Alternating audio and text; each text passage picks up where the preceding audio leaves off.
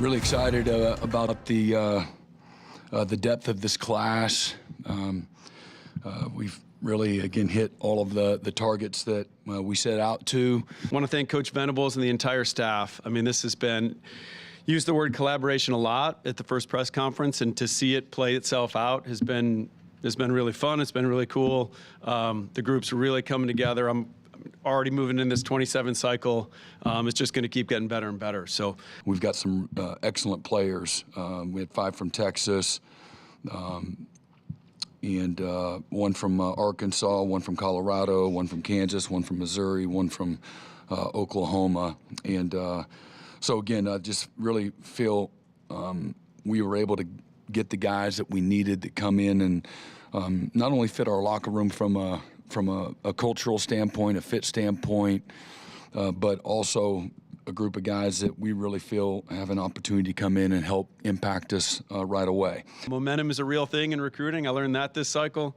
I've learned a lot this cycle. I'm learning every day on this job, but that's clearly a big deal. You know, working in the NFL, I always heard that you shouldn't negative recruit. In college, I learned real quickly on this job, people were negative recruiting. So that was probably working against us. And now that we had some success on the field, we had some players come back our way. So, you know, our vision is to be best in class. In order to do that, man, you've got to work together. Just like if you're going to put a great product out on the field on Saturday and have a chance to win, it takes all of us, and working together and complementing each other, leaning on each other's strengths, things of that nature. So there's a relational piece, there's a trust piece, there's a, you know, roll your sleeves up and get after it and go to work piece.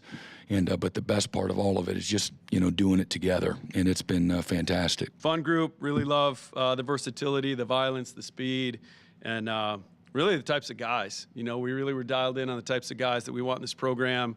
Football being really important to them. We wanted guys that were great teammates, had presence, had confidence. We try to paint a picture. College should be the best time of your life, the most transformational time of your life. You know, you come to Oklahoma, there's incredibly high standards and expectations. You know, and so, you know, running towards that jersey and all of the standards that it represents is important to us. And then also being a great teammate. You know, I think I would be, negligent if I didn't, you know, say that. And being a great teammate, understands how the locker room works, and I'm going to get what I earn, and I'm going to come in. And that's my advice to all these guys. I'm going to come in and be a great teammate and put my head down, go to work, and do the best I can to help this football team be successful. And when you have that, you know, kind of holistic approach and humble approach, I think this game will love you back. So, live from Campus Corner, I should say Coach's Corner in the heart of Norman. This is the OUinsider.com signing day special. Parker Thune, that's Brandon Drum. We are so excited for what the next 3 hours are going to hold. It is not hyperbolic at all, folks, when I tell you we look forward to this all year, every single year. We're going to have 9 interviews coming up with over a third of the class that Oklahoma signed today. 9 of the 24 that officially joined the OU football family today by signing their letters of intent. Before we get started, again, folks, Coach's Corner, if you haven't been here, if you haven't been down Lindsay Street in a minute, first off, it's right where Penny Hill used to be. Great food, great bar. We're going to tell you more about them throughout the show. But want to give a big shout out to Coach's Corner for accommodating us today. Awesome place to be. Awesome show ahead. We're going to make it a memorable one. Thank you to Riverwind Casino, our presenting sponsor, and our sponsor of the Under the Visor podcast as well. Riverwind Casino has been the OKC area's premier gaming destination for nearly 2 decades now. Almost 3,000 electronic games, table games, bars, and dining options, plus the best live music in the metro. It's no surprise that Riverwind is always a good time. And, of course, a shout out to our friends at Janiking, the greatest team to ever clean and a proud partner of OU Athletics, delivering spotless results and solutions from stadiums to any size business across the country. You can check out which of their solutions is best for you or your business by going to janiking.com. The show tonight is powered by David Goodspeed and our good friends at OEC Fiber. If you're in the OKC metro area and you want the fastest, most reliable internet and TV service that you can find anywhere, folks, check out OEC Fiber at oecfiber.com. David and his team do absolutely fantastic work. Now, you just heard from Brent Venables and Jim Nagy giving their overarching thoughts on this 2026 class for Oklahoma. But we're going to introduce you to all 24 of these guys in turn and go in depth on them. We're going to kick that off, Brandon, by talking about a very recent addition to the class. We're going to go through these in alphabetical order. The first in alphabetical order is Dane Bathurst, 3-star prospect out of Carmel, Indiana. Played his first 3 years of high school ball down in the Tampa area, but moved up to Indiana for his senior year, was committed to Duke for a long time, backed off that pledge about 3 weeks before signing day. OU worked quickly to add him to the class. And the interesting thing is he played most of his high school career off the edge and as a defensive end, but Oklahoma actually likes him as an off-ball linebacker. Jim Nagy special. He loves those Midwest guys. He's an edge guy, but he's athletic. He's got the versatility enough, and Jim Nagy said, we are not going to take players that are not versatile, that cannot do multiple positions. So with that, you get Bathurst, a guy that can be a good blitzer, a guy that once he learns under Skalski, Nate Dreiling, Brent Venables, Wes Goodwin, can probably turn into a really, really good interior linebacker, and one that has a good timing of blitzes because he's been doing it his whole career. How about the guy that most considered to be the crown jewel of this class? He plays the most important position on the field, and boy, is he a stud. Beau Bentley out of Salina, Texas, lifelong Oklahoma fan. He tweeted earlier that this is a dream come true for him, and it is. The number 6 quarterback in the nation, according to the Rivals industry rankings. He is undefeated in his high school career as a starting quarterback. As both Venables and Nagy said this morning, this dude's just a winner. The lights are bright. He gets brighter. All Bars. he does is win, win, win. Charlie Sheen, #winning. The dude wins. Oklahoma loves to win. He's the future of the program. He helped bring this class together. Oklahoma and Ben Arbuckle pushed really, really hard to beat LSU out to get him. And if you want to check out his toughness, which also is a very strong leadership trait, the dude is playing the state semis this weekend with a sprained AC joint. You're going to love him, Sooners fans. He's a top 100 guy, and if he can go and win state again, he could probably be a 5-star when it's all said and done as well. In my mind, perhaps the most underrated member of this signing class is 3-star offensive lineman Noah Best out of Midlothian, Texas. A native of Owasso, another lifelong Sooner fan that was over the moon to get the offer. And this is a guy, Brandon, that is going to be as stable and consistent as they come. This is a high floor take for Bill Bedenbaugh and this Oklahoma staff. 6'4", 310 pounds, just an absolute mauler who's also very technically sound and light on his feet for a big man. He is not really good when it comes to, not good, I want to say good. He has not been a pass blocker his whole career. They ran the ball quite a bit. He's originally from Owasso. He's learning to pass block. I will say this, once he gets his hands on you, you're not going anywhere. He's a mauler. He's tough. Bill Bedenbaugh is going to teach him. He's going to be, like you said, a multi-year starter and a guy that might be all conference when it's all said and done. James Carrington, 6'2", 275 pounds. Most recently of Irvine, California. He's bounced around a lot geographically over the course of his high school career, but they call him Big Tank. He's a wrestler, man, and it shows up on tape because this is one tough son of a gun who is just going to wreak havoc in the trenches. Yeah, he struggled putting weight on early in his high school career, was around that 240, 250 range, was originally close to being a 5-star as well. Oklahoma went and found him, evaluated, liked what they were seeing at his last stop.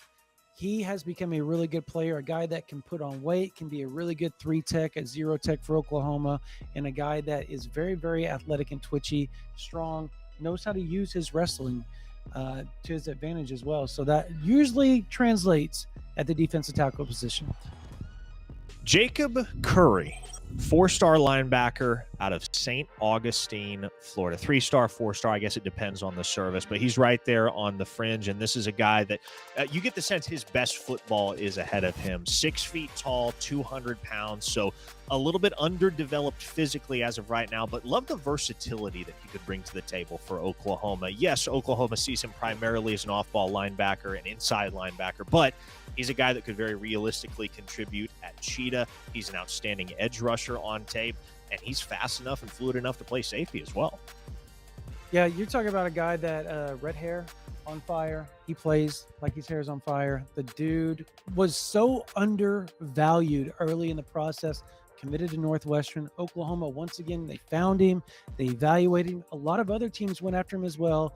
Oklahoma won out. This is probably one of the more underrated gets for Oklahoma in the 2026 class, and a guy that could probably contribute earlier than most people think. The Sooners had to play the long game with several signees in this class, and we're about to discuss one of them. Three-star safety Markel Ford, out of Mesquite, Texas. He was committed to Texas A&M at one point. Then he was committed to SMU at another point, and by the end of it, he wound up signing with Oklahoma after locking in his pledge less than 2 weeks before signing day. This is a guy that Brent Venables said earlier today in his press conference always wanted to be a Sooner. And when all was said and done, that's exactly what happened. Man, look, Brandon Hall, the dude builds relationships. He's stuck with it. When you look at Markel Ford, he's a guy that can play corner. He did it all senior year. He's really good out in space, but he also brings the wood. Pause. He can hit. He can. Yeah, the guy has a lot of Boganowski in him, but he's also fluid like a Peyton Bowen. He's kind of in the mix there, size, speed, athleticism.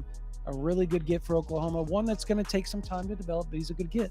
6'1", 210 pounds, big-bodied safety that is perfectly comfortable in pass coverage and did play a lot of cornerback this past year as a senior at Horn High School. Brian Harris, three-star defensive lineman from Jacksonville, Florida, Creekside High. He's a fun dude, man. I think he has a personality that Oklahoma fans are going to love, but more than that, man, he's 6'3", 290 pounds, and very quick and powerful down in the trenches. This is somebody that could be a future program cornerstone for Oklahoma in the defensive trenches once the likes of David Stone and Jaden Jackson have played their final downs. He reminds me of David Stone, just with his frame, 6'3", 290. They both played edge quite a bit in high school. If you can do that, and you can be as good as he was at the edge position, and you can slide inside, put on some weight, get about 310, you are going to be really, really good and really hard to stop. That first step, as long as you can keep it with the added weight, translates, makes you very, very difficult to block. And it's also what's made David Stone very, very powerful, very, very strong, very, very good during his sophomore campaign at Oklahoma. Brian Harris might have the same trajectory. This was a seismic flip for Oklahoma down the stretch. Jonathan Hatton Jr., four-star running back out of Cibolo Steele High School down in the San Antonio area. He's a national top 100 prospect by consensus, and this is a big-time running back, Brandon. This is the type of dude that can be a bell cow in an offense like Oklahoma's, even though DeMarco Murray hasn't been terribly inclined to give all the touches to one guy in the past. Flipping him from Texas A&M was enormous for Oklahoma after he was the original commit for the Sooners in the 26 cycle all the way back in October 2023, but decommitted over a year later and was, for a time, pledged to the Aggies. He has almost 1,400 yards during his senior campaign. He is close to 220 pounds now. He is an SEC back. He's going to remind a lot of people of Xavier Robinson, as you said earlier today, Ramondre Stevenson type. They are very, very similar type backs. I would say Hatton's a little bit more twitchy, and that's a good thing. He is going to be a really, really good player for Oklahoma. He's going to be a multi-year starter for Oklahoma and one OU can lean on, not just in short yardage, but downs 1 through 3 because he can catch the ball in the backfield as well. This next dude's a ton of fun because he is a missile from the middle linebacker position. Beau Jandreau out of Chandler, Arizona, Hamilton High School. Man, this dude is about as yoked up as you will find amongst high school linebackers, exceedingly physically developed. That may be a concern to some, but I think when you look at what Beau Jandreau brings to the table, man, what gets you excited is Jerry Schmidt's not going to have to do a ton of work with him, and it's really just going to be a question of how quickly he's ready cognitively to play in Brent Venables' scheme after Oklahoma beat out Oregon, Texas, and several other big-time schools to land him. Yeah, look, he is like you call him a missile. Perfect. Perfect analogy there. He hits you. You look at his frame as well. He's already yoked up. He looks like a WWE wrestler. He plays like a WWE wrestler. Very aggressive. The guy is smart as well. He and his brother have chances to be really good for Oklahoma moving forward. I like this get. I think both those, Beau in general has a chance to be a very good player year 2. You mentioned the brother. Let's meet him. Nico Jandreau. Same high school. Same face if you ever see them. They are about as identical as it gets, but they play different positions. Nico's a safety, and he's every bit as much of a headhunter as his brother Brandon, but he is also very comfortable and capable when tasked with pass coverage assignments. Yeah, look, a guy that can play cheetah, he can play safety, free safety, he can play strong safety. He is really good with run fits. He's going to come downhill. He's going to knock your teeth out. He is a really good player in the run game. The more versatile he gets with his feet, the better he gets with his feet, the better he gets in coverage, the more he's going to see the field, the faster he's going to see the field. That's what's expected. The development that Brandon Hall is going to put in front of Nico is going to change him in a lot of ways. He's got a chance to be a very multifaceted player for Oklahoma. Again, I'm going to go back to this. Jim Nagy says they don't want guys that are just one type of position. They want guys that can do 2 things. He can do 2. He can play that linebacker cheetah position, but he also can play safety. Oklahoma took 1 cornerback in this 2026 recruiting cycle. The man in question, Derrick Johnson, 4-star corner out of the state of California. This was a little bit of a surprise, Brandon. Yeah. Oklahoma hosted him for an official visit at the beginning of June, and I don't think a commitment then and there was on anybody's bingo card. He's a Washington legacy, had an offer from Washington. That's where most figured he was going to go, but Oklahoma won him over decisively. And this is a dude that offers the upside to contribute in year 1 with all that he is as a cornerback. Look, his dad's a former defensive back. He's got the pedigree. He's got the genes, and it shows on the field. It was a shock whenever he committed to Oklahoma. I remember we were talking to people and sources, and when that name came up, we all looked at each other like, what? Because it wasn't expected. But when you watch him, 6 foot, 180 pounds, really good in coverage. He's great in man. He's going to jam you at the line. He's going to be physical. He's really good in the run game as well. So this is a guy that fits the SEC in a very big way. How about Oklahoma's highest ranked signee, regardless of position? That, of course, is the demon from IMG Academy. 4-star defensive end, Jake Kreul. Modest measurables, only 6'2" and in the neighborhood of 225 pounds. But he's proven time and again at elite camps and showcase settings, Brandon, that he can go up against and win against any of the elite offensive line prospects in the country. He plays angry, he plays violent, and as Jim Nagy said this morning, he's also truly a fantastic athlete. That aspect of his game should not be overlooked. This is not just a try-hard guy. No. Who was the 5-star that committed to Texas Tech? LaDamian Guyton? No. Offensive line. Offensive line. Felix Ojo. There you go. I was waiting for you to say it. Okay. So OJ, we're at 5-star challenge. Ojo did not show up to his official visit. Fans are going to love this. Didn't show up to his official visit to OU. Backed out of it. He basically said he was going to beat him, and he did. Over and over in the camp, and he did it with glee on his face. He wanted to take him out. He said anybody that turns his back on Oklahoma, it wasn't even publicly committed to Oklahoma at the time, anybody that turns his back on Oklahoma is going to get it. That right there had to tell you where his heart was at, where his mind was at. And OU fans, he is all Sooner all the time, and one of the fastest first steps you will ever see off the ball. Feels like this is a guy that's going to truly flourish under Miguel Chavis's tutelage. Same personality. The longest tenured continuous commit of Oklahoma's 2026 signing class is 3-star tight end Ryder Mix, who pledged all the way back in June of 2024 and never wavered. He's an OU legacy whose father, Austin, pitched on the Oklahoma baseball team back in the early 2000s. He's going to join us later. You guys will get to meet him, but just a very well-rounded tight end, man. He does everything that the position requires at a very high level. Yeah, look, if this was back in Yulshu era, he would be a great H-back. The way that he plays. No doubt. It's not. He's going to be a really good tight end. He's going to be able to flex out. He's a really good inline blocker. OU likes to use that split zone quite a bit. He's going to be really good at that as well. He is going to be a good player. He's going to need to develop some, but he's going to be a good player as he comes back from his ACL. This next guy didn't even have an offer from Oklahoma a week ago, Brandon. 3-star linebacker Christian Moore out of Selma, Alabama. Like, you want to talk about a Jim Nagy special. This is a Jim Nagy special. Christian Moore was committed to North Alabama up until Thanksgiving Day, which also happened to be his birthday. Oklahoma had him at camp in June. Nagy and Nate Dreiling called him with an offer. 2 days later, he was on an official visit to Oklahoma. 4 days after the offer, he was a member of Oklahoma's 2026 class, the most recent member, the last piece of the puzzle. This dude's a hitter, man. Joaquin Iglesias, but on the defensive side of the ball. This is very, very similar to Joaquin Iglesias out of East Texas back in the day. He was a National Signing Day special. Not very many people knew about him. Not very many people know about Christian Moore. He's going to hit you. You're going to stop in your tracks.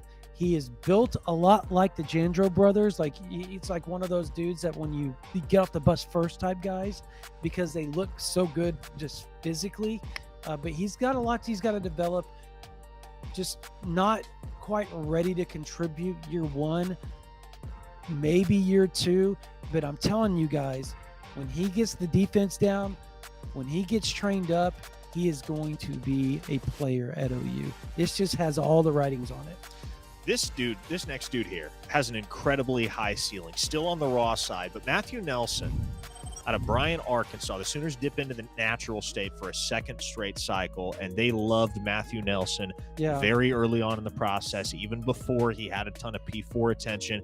They made him feel like a priority. OU was the only official visit he took. 6'5", 230 pounds, and he's not as savvy right now as Jake Kreul or Oklahoma's other defensive end signee, whom we will meet in just a moment here.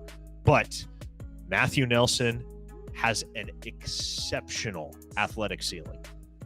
He is a state champion at 6'5", 230 pounds in the 110 hurdles in the state of Arkansas. 6A, mind you. State champion. He finished second in the 310 or 350. I can't remember what it was. He finished 7th or 6th in the 60-meter hurdles as well. He is a freakish athlete. He's also super smart as a aeronautical engineer major when he gets to Oklahoma. Hello. The dude is a genius. He will develop. He will put on weight. He will put on strength. And he's going to be one of those guys that works really, really hard. And I don't know. There's something about him. I think he plays, and he plays quite a bit once he hits the He's field. the kind of traitsy, high upside, speculative take that you can afford to add to the class when you have a guy like Jake Kreul, as well as a guy like Daniel Norman out of St. Thomas Aquinas down in Fort Lauderdale. If St. Thomas Aquinas sounds familiar, it should. That was Nick Benito's alma mater. Yep. And Daniel Norman has all of the tools and all of the ability to have a similarly productive career at Oklahoma. This dude, he's not as highly regarded nationally as Kreul is, at least in terms of the rankings. But Daniel Norman is a dang good football player who offers the potential to contribute in year one and should absolutely, as long as he avoids the injury bug, be a starter for this team. And it might not take long. Yeah, look, you come from a program like St. Thomas Aquinas. You're going to be well-versed. You're going to be talented. You're probably going to be more ready than a lot of other players when you get to Norman. Strength and conditioning is going to be on the upper echelon coming out of high school. He's going to put on some weight. He's probably going to be in the 265, 280 range when it's all said and done. A guy that can slide inside or outside. That's what Oklahoma wants. You look at how they use Wine, Adebawara. Look how they use David Stone. These are guys that they use inside and out, guys that are versatile, 5 techs, 4 eyes. That's what he is, and he's going to be good at it once he gets trained up. We stacked these signees up in alphabetical order. We're introducing them in alphabetical order, and a funny little coincidence here is Oklahoma signed 4 wide receivers, and they're all consecutive in the alphabetical arrangement. So we're about to meet them all one by one. Here's Daniel Odom, maybe the most polished in my mind of the group. 6'2", 190 pounds from the state of California. He was an early commit in January. There were a bunch of other schools that flirted with him. He chose to stick it out with Oklahoma. And kind of like it's kind of similar to what we were saying about Ryder Mix, Brandon. He's just a guy that does everything well. Yeah, look, he committed to Oklahoma when Jaden O'Neal was committed to OU. They're really good friends, played Little League together, won a Little League state title down there in Los Angeles. They even traveled and played on the same 7-on-7 team. The fact that he stuck it out with Oklahoma was probably the biggest surprise, because early on we thought he was going to flip. Thought Washington, Florida State even was in the running. Somehow, some way, Emmett Jones, Jim Nagy, Brent Venables, Ben Arbuckle all held on to him. He's can stretch the field. He's a guy that can high point the ball. He's got great body control. He's one of those multifaceted guys that can go across the middle, can be a possession receiver as well. I like this get for Oklahoma, and there's a reason why he stayed in the 4-star range from St. John's Bosco, because he's played top-tier talent his whole high school career. For the first time in the modern recruiting era, Oklahoma did not sign multiple in-state prospects. They only signed one this time. But this is a fun one, man. Xavier Okafalese out of Rejoice Christian School in Owasso. Still relatively new to football. He's a converted hooper, but verified north of 6'4", 200 pounds. He's been productive, albeit at the 2A level for Rejoice. Been highly, highly productive for that football program over the last couple of years. And this has the potential to be a real home run for Oklahoma if he develops. Okafalese, it's really hard to say, actually. Okafalese is a really, really good basketball player. 2 sports star. I think he's even really good at track as well. But he travels on the EYBL circuit. He's a freak athlete. If you watch his film, I don't care if it's 2A or not. Go watch his film. Go watch how twitchy he is. Go look at his vertical. Go look at him high pointing the ball. Go watch him change directions. That's all you have to see. And the fact that he can catch the ball the way that he does, you like his size, 6'4", 200 plus, strong. He's raw, super raw. Doesn't really understand how to run the route tree yet, but he will. And when he figures that out, I like what he brings to the table. There might not be a higher ceiling prospect in this entire class than 4-star wide receiver signee Jaden Petit out of the state of Florida. This dude, Oklahoma had to flip him from Wisconsin, of all places. He was going to go block at Wisconsin. And Oklahoma kept chipping away, chipping away, got him back to campus in October, and on Thanksgiving Day, managed to pull off the flip. He is 6'4", 220 pounds, runs like a deer. He's got the NFL measurables, and he's got NFL ability. Man, this is a true alien in Oklahoma's class. He looks like, oh my gosh, the wide receiver from Ole Miss back when they played for the Seattle. DK Metcalf. DK Metcalf. He's going to have a lot of those vibes for Sooners fans. He is a freak. He had 3,600 yards receiving in his high school career. He had 53 touchdowns in the state of Florida, people. The state of Florida. Miami wanted him. Missouri wanted him. Wisconsin. Everybody in the country wanted him late. Oklahoma wanted out. Jim Nagy stuck this one out. Emmett Jones stuck this one out. And I think it's going to pay off big. I honestly, if I'm going to predict somebody to play year one, it's Pettit. If he's not playing on Sundays one day, I am an idiot. I might be an idiot anyway, but I think this is a safe bet. Like that's a Sunday guy.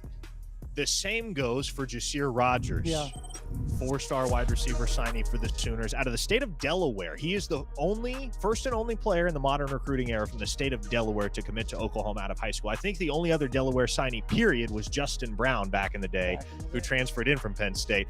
He reopened his recruitment after James Franklin's firing.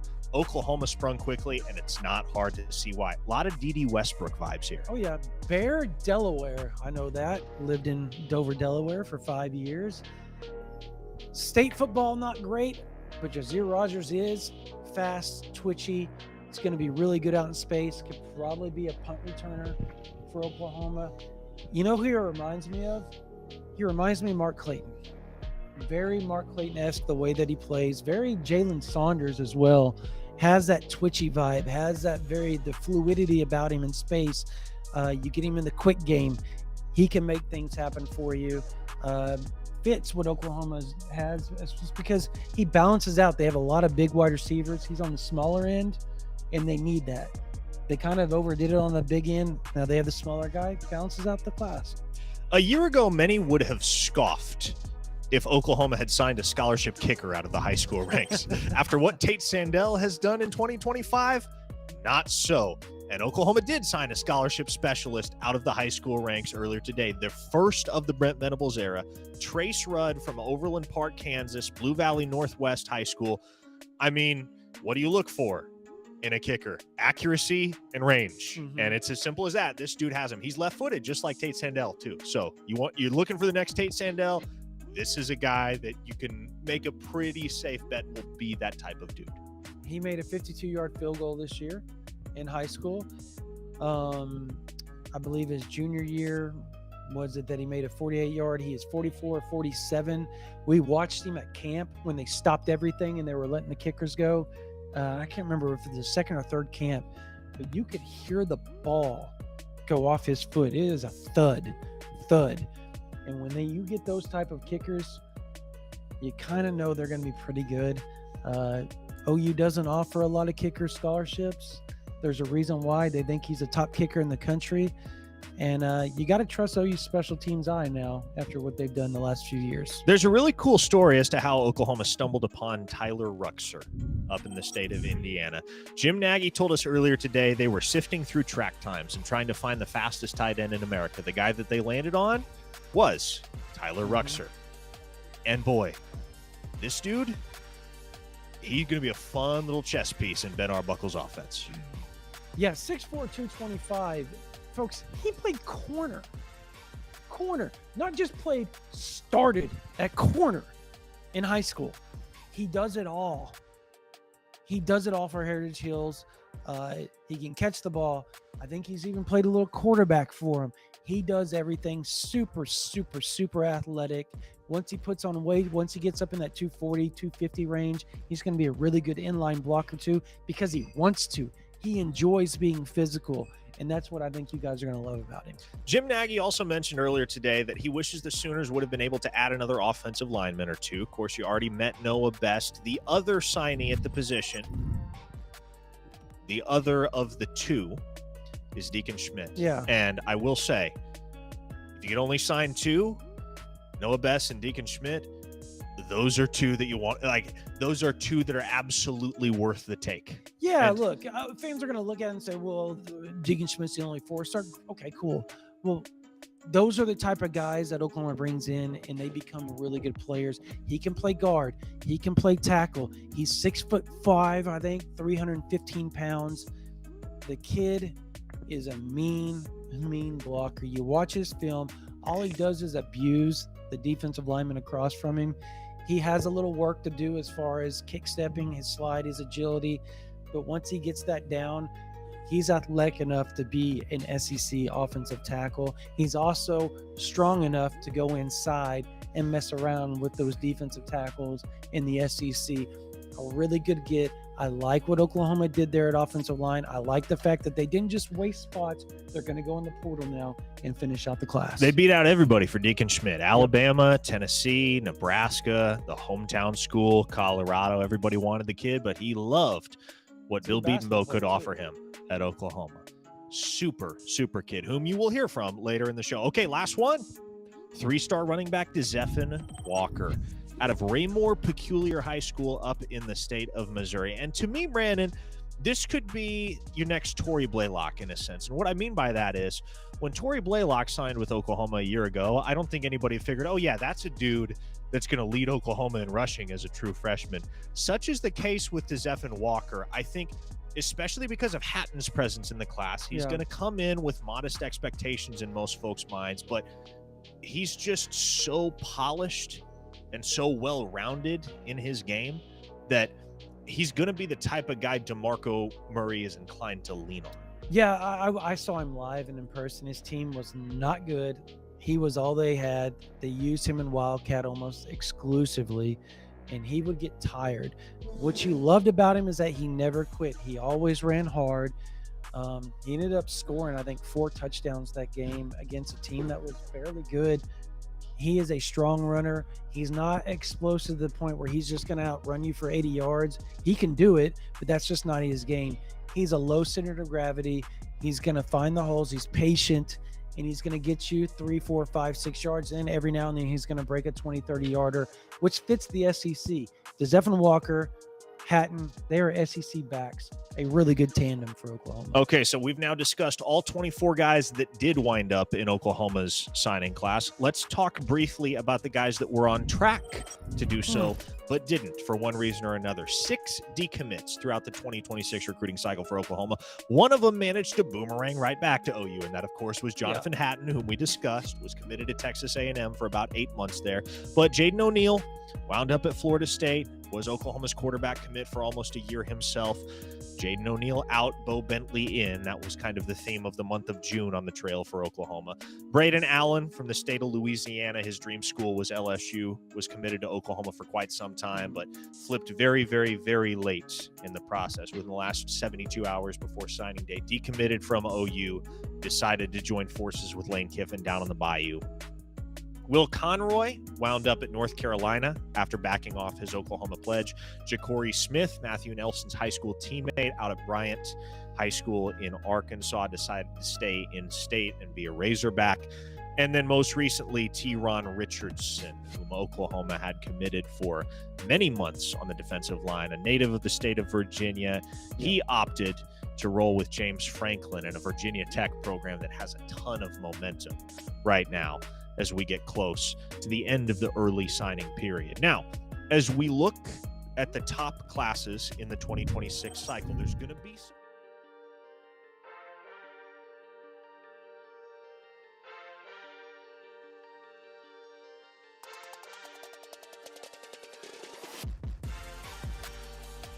some might hate that, Brandon. There are always going to be those that demand a top 10 or top 5 class year in and year out at Oklahoma. But I think when you look at some of the perhaps undervalued, underrated additions that Oklahoma's brought in, if you trust the coaching staff to develop, you'll like what Oklahoma's been able to assemble.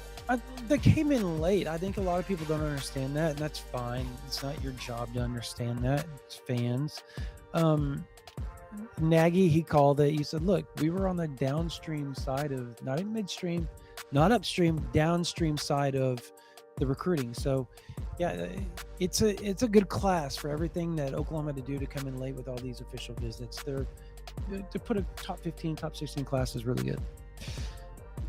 We decided to enlist the assistance of our man Barry Wise for the signing day special. You may know him as Spacemon25 if you hang out on the OUinsider.com message board. He's a personal trainer up in the Tulsa area, of course, the co-host of the popular Barry and Mack show with former Oklahoma national champion wide receiver Damian Mackey. Barry loves evaluating, and so I tossed him 3 of the most athletic prospects in Oklahoma's 2026 class and asked him to do a deep dive on each of them in turn. First guy I threw his way was Daniel Norman. Again, Jake Kreul gets a lot of love, rightfully so, but don't know that Daniel Norman gets quite the attention he deserves. So Barry dove into what makes Daniel Norman a special prospect for Oklahoma in this 2026 cycle. What is going on, OU Insider? Barry Wise, personal trainer, sports performance coach out of Tulsa, Oklahoma. Today we are looking at 2026 Sooners signee Daniel Norman, edge player out of St. Thomas Aquinas. Now, Daniel is listed as the number 38 edge player according to On3. However, when you dig into the numbers, 6'4", 220, and you watch him play, the length, the ferocity, the lean, which I will get into, I have to say, Oklahoma's evaluation methods are tried and true at this point, and you just have to trust it. And I think in his case, I see a lot of the things that I saw with Taylor Wine, a lot of the things that I saw with RMT. When I am looking at edge players, when I am evaluating someone, I love for them to look like track stars in their lower half and look like heavyweight boxers in their upper half. You want a guy that has ankle mobility. He checks that box. Has good hips. He checks that box. Can he flip the hips a little bit? He checks that box. Next, You want a guy with some length. He's got a good wingspan. You want a guy with some big hands that are ferocious. He's got that. You want a guy that knows how to keep his eyes up. Checks that box. He is a player who checks the boxes for Oklahoma. Right now, he is just undersized and he is going to have to work on his bend. But the moment he dials that in, I think his ceiling is all SEC first team. When you look at the suddenness, especially from a dead stop, one of the things I really like watching him do is coming to a sudden stop and then going right or left, not even necessarily straight ahead. He is so sudden when it comes to playing in that movement pattern that I absolutely love what Oklahoma is getting. I think he might be more sudden from a dead stop than RMT. And that is saying something because I was a massive fan of RMT. I thought he was the best player out of that class. And when I'm watching Daniel Norman, I'm seeing a lot of those same things. RMT was able to flip the hips in space. Daniel Norman can also do that. RMT had exceptional balance. Rarely did you get him off of his base. Rarely was his nose too far over his toes. And he was a player that always played with tenacity, always played ferociously and violent. And I see that with Daniel Norman. Not to draw the comparisons, RMT has been a stud, but when you watch Norman play, when you look at the coaching that he has received and his trajectory so far, you have to love it. Fun look there from Barry into everything that makes Daniel Norman such a special prospect and a guy that should flourish under the direction of Miguel Chavis in Norman. Oklahoma has so many exciting defensive pieces in this 2026 class. And I mentioned earlier, one guy that stands out for his versatility is Jacob Curry, the four-star linebacker signee out of the state of Florida. And Barry took a look, just like he did with Norman, into Curry's game and what's going to make him such a valuable commodity for Brent Venables and that defensive staff. What is going on, OU Insider? We're looking at 2026 linebacker commit Jacob Curry out of Nice High School, Ponte Vedra Beach, Florida. When you turn on the tape, one of the things that stands out among all of the attributes that he brings to the table is that he plays the game economically. He is a player who strongly understands field geometry. He knows where he wants to get, how to get there, and when he gets there, he comes to inflict pain. It has been a through line for Venables' evaluations the last 2 to 3 years when he is looking at players who are going to play this type of position, that outside backer, edge, cheetah. He wants guys who can hit. When you turn on the tape too, one of the things that stands out is just how versatile he has been in high school. They've played him everywhere. They've played him as a nickel defensive back. They have played him as safety. They have played him as a Willie backer. They've played him as almost a true edge or contained defender on the line of scrimmage. He's a guy who is very versatile. He's able to play bigger than his size. And part of that is just the length that he has for his height, but just the grittiness and ferocity that he plays with. It's been a through line for this class and really the past 2 to 3 classes that Venables has brought in on the defensive side of the ball. Athletically, he's going to have to make some improvements. His lateral quickness needs to get a little bit better, and his overall speed, of course, you want to see get better. And I think in a perfect world, OU spends an off season and a half with him and is able to put on an additional 15 to 20 pounds and really get him into that D1 frame where he can be impactful. He isn't as big as what OU has normally had in the middle at Mike. So we will see if that is a consideration, or maybe OU wants to use him at cheetah. Maybe they're looking at him as a Willie backer, which I don't know if he covers in space good enough on that. He, as much as he is really good at diagnosing, assessing, and attacking, when you're in the SEC and you're covering in space, that's a man's game, and you are trying to dominate in an area where you don't have an athletic advantage. It can get very difficult. That being said, his work ethic, from everything we have heard, is so strong, so I would not be surprised with the base that he has if he doesn't get in the lab, if he doesn't get in the weight room and really push himself to get to where he needs to be, where he has the feet and the mental fortitude and the mental acuity to be able to take on such roles for this Oklahoma defense. Well, Oklahoma's obviously become a defense-first program under Brent Venables' leadership, but it is also worth highlighting dynamic offensive playmakers like Jazir Rogers, the 4-star wide receiver signee for the Sooners out of the state of Delaware. So I asked Barry to take a quick look into Jazir Rogers and what he's going to bring to the table for this offense and potentially Oklahoma's special teams units as well. What is going on, OU Insider? We are looking at new Sooner signee Jazir Rogers, and I have to put my cards on the table. It's difficult not to see that 5'10", 5'11", 170-pound frame, and he's wearing number 3 with that level of explosiveness off of 1 foot, off of 2 feet, and not think Sterling Shepard. Now, there's some other things that make me think that. One, Jazir plays the game like a safety trying to get downhill and make a hit, meaning he plays with some grit. He plays with tenacity.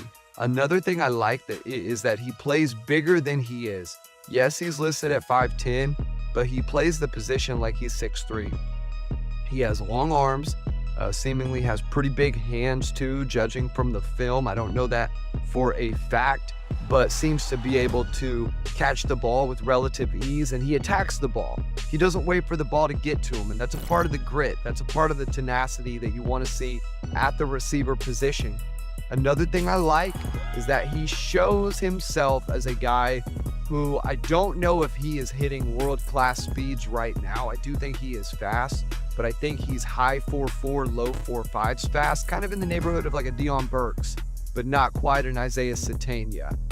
However, he has some of the elements with the way he moves, his stride, his front side mechanics, which I love, and the ability for him to put on some more strength with that frame of his. I think he is going to be a faster, more explosive player very, very quickly. But at the end of the day, he's rangy. He has great balance. His core strength seems phenomenal. One of the things I love is that when he does make elusive maneuvers, he gets north and south very quickly, which what does that tell you? Tells you he has a really good sense of field geometry. He knows where to go and how to get there. And that is something that you absolutely love to see out of the receiver position. I do think some of the nuances of route running, some of the things that are the clear indicators of just being raw as a high school talent, those things will have to be addressed. I also think as aggressive as he is to the ball, I have seen a handful of drops, so you want to, of course, mitigate that. But at the end of the day, to me, he looks like a player who is going to need probably an off season and a half at least to be where he needs to be. But man, after that, Katie bar the door, because I think he is one of OU's better prospects at the receiver position in quite some time. Hey, shout out to Barry for all the fine work he did with those 3 film evals for us. And tonight is mostly about the 2026 class, Brandon, but we would be foolish not to, at the very least, acknowledge the work that Oklahoma's already doing on the trail in the 2027 cycle. As you see on the screen in front of you, the Sooners are neck and neck with Texas Tech for the distinction of having the #1 overall class in the nation in 2027. And that is due in large part to a big push that the Sooners are making out west into the Mountain and Pacific time zones. And to discuss that a little bit further, the show, the great Greg Biggins, Rivals national recruiting analyst, who is anchored out west and is the man in the know for all things in that region of the United States. Biggins, man, thanks so much for being willing to hop on with us here. Absolutely, man. It's been a long day for you guys, and no, it's good to talk with you. I kind of like what OU's doing out here, man. They're active. It's a good time for sure. When was the last time you saw Oklahoma be this active on the West Coast? Because it feels like it has to be before the COVID, right? I would say never. Not in my life. I mean, I think I was talking to Gorney a couple of days ago. I half the class could actually be West Coast / Southern California kids. So I think it's a good thing. You know, I've always said this, of the big four, and I will include Georgia, California, Florida, Texas. I think California kids are the most willing to leave home. It just is what it is. Pains me to say, football is as passionate out here as other parts of the country. You go to Texas, they want to stay in Texas. Florida kids want to stay in Florida.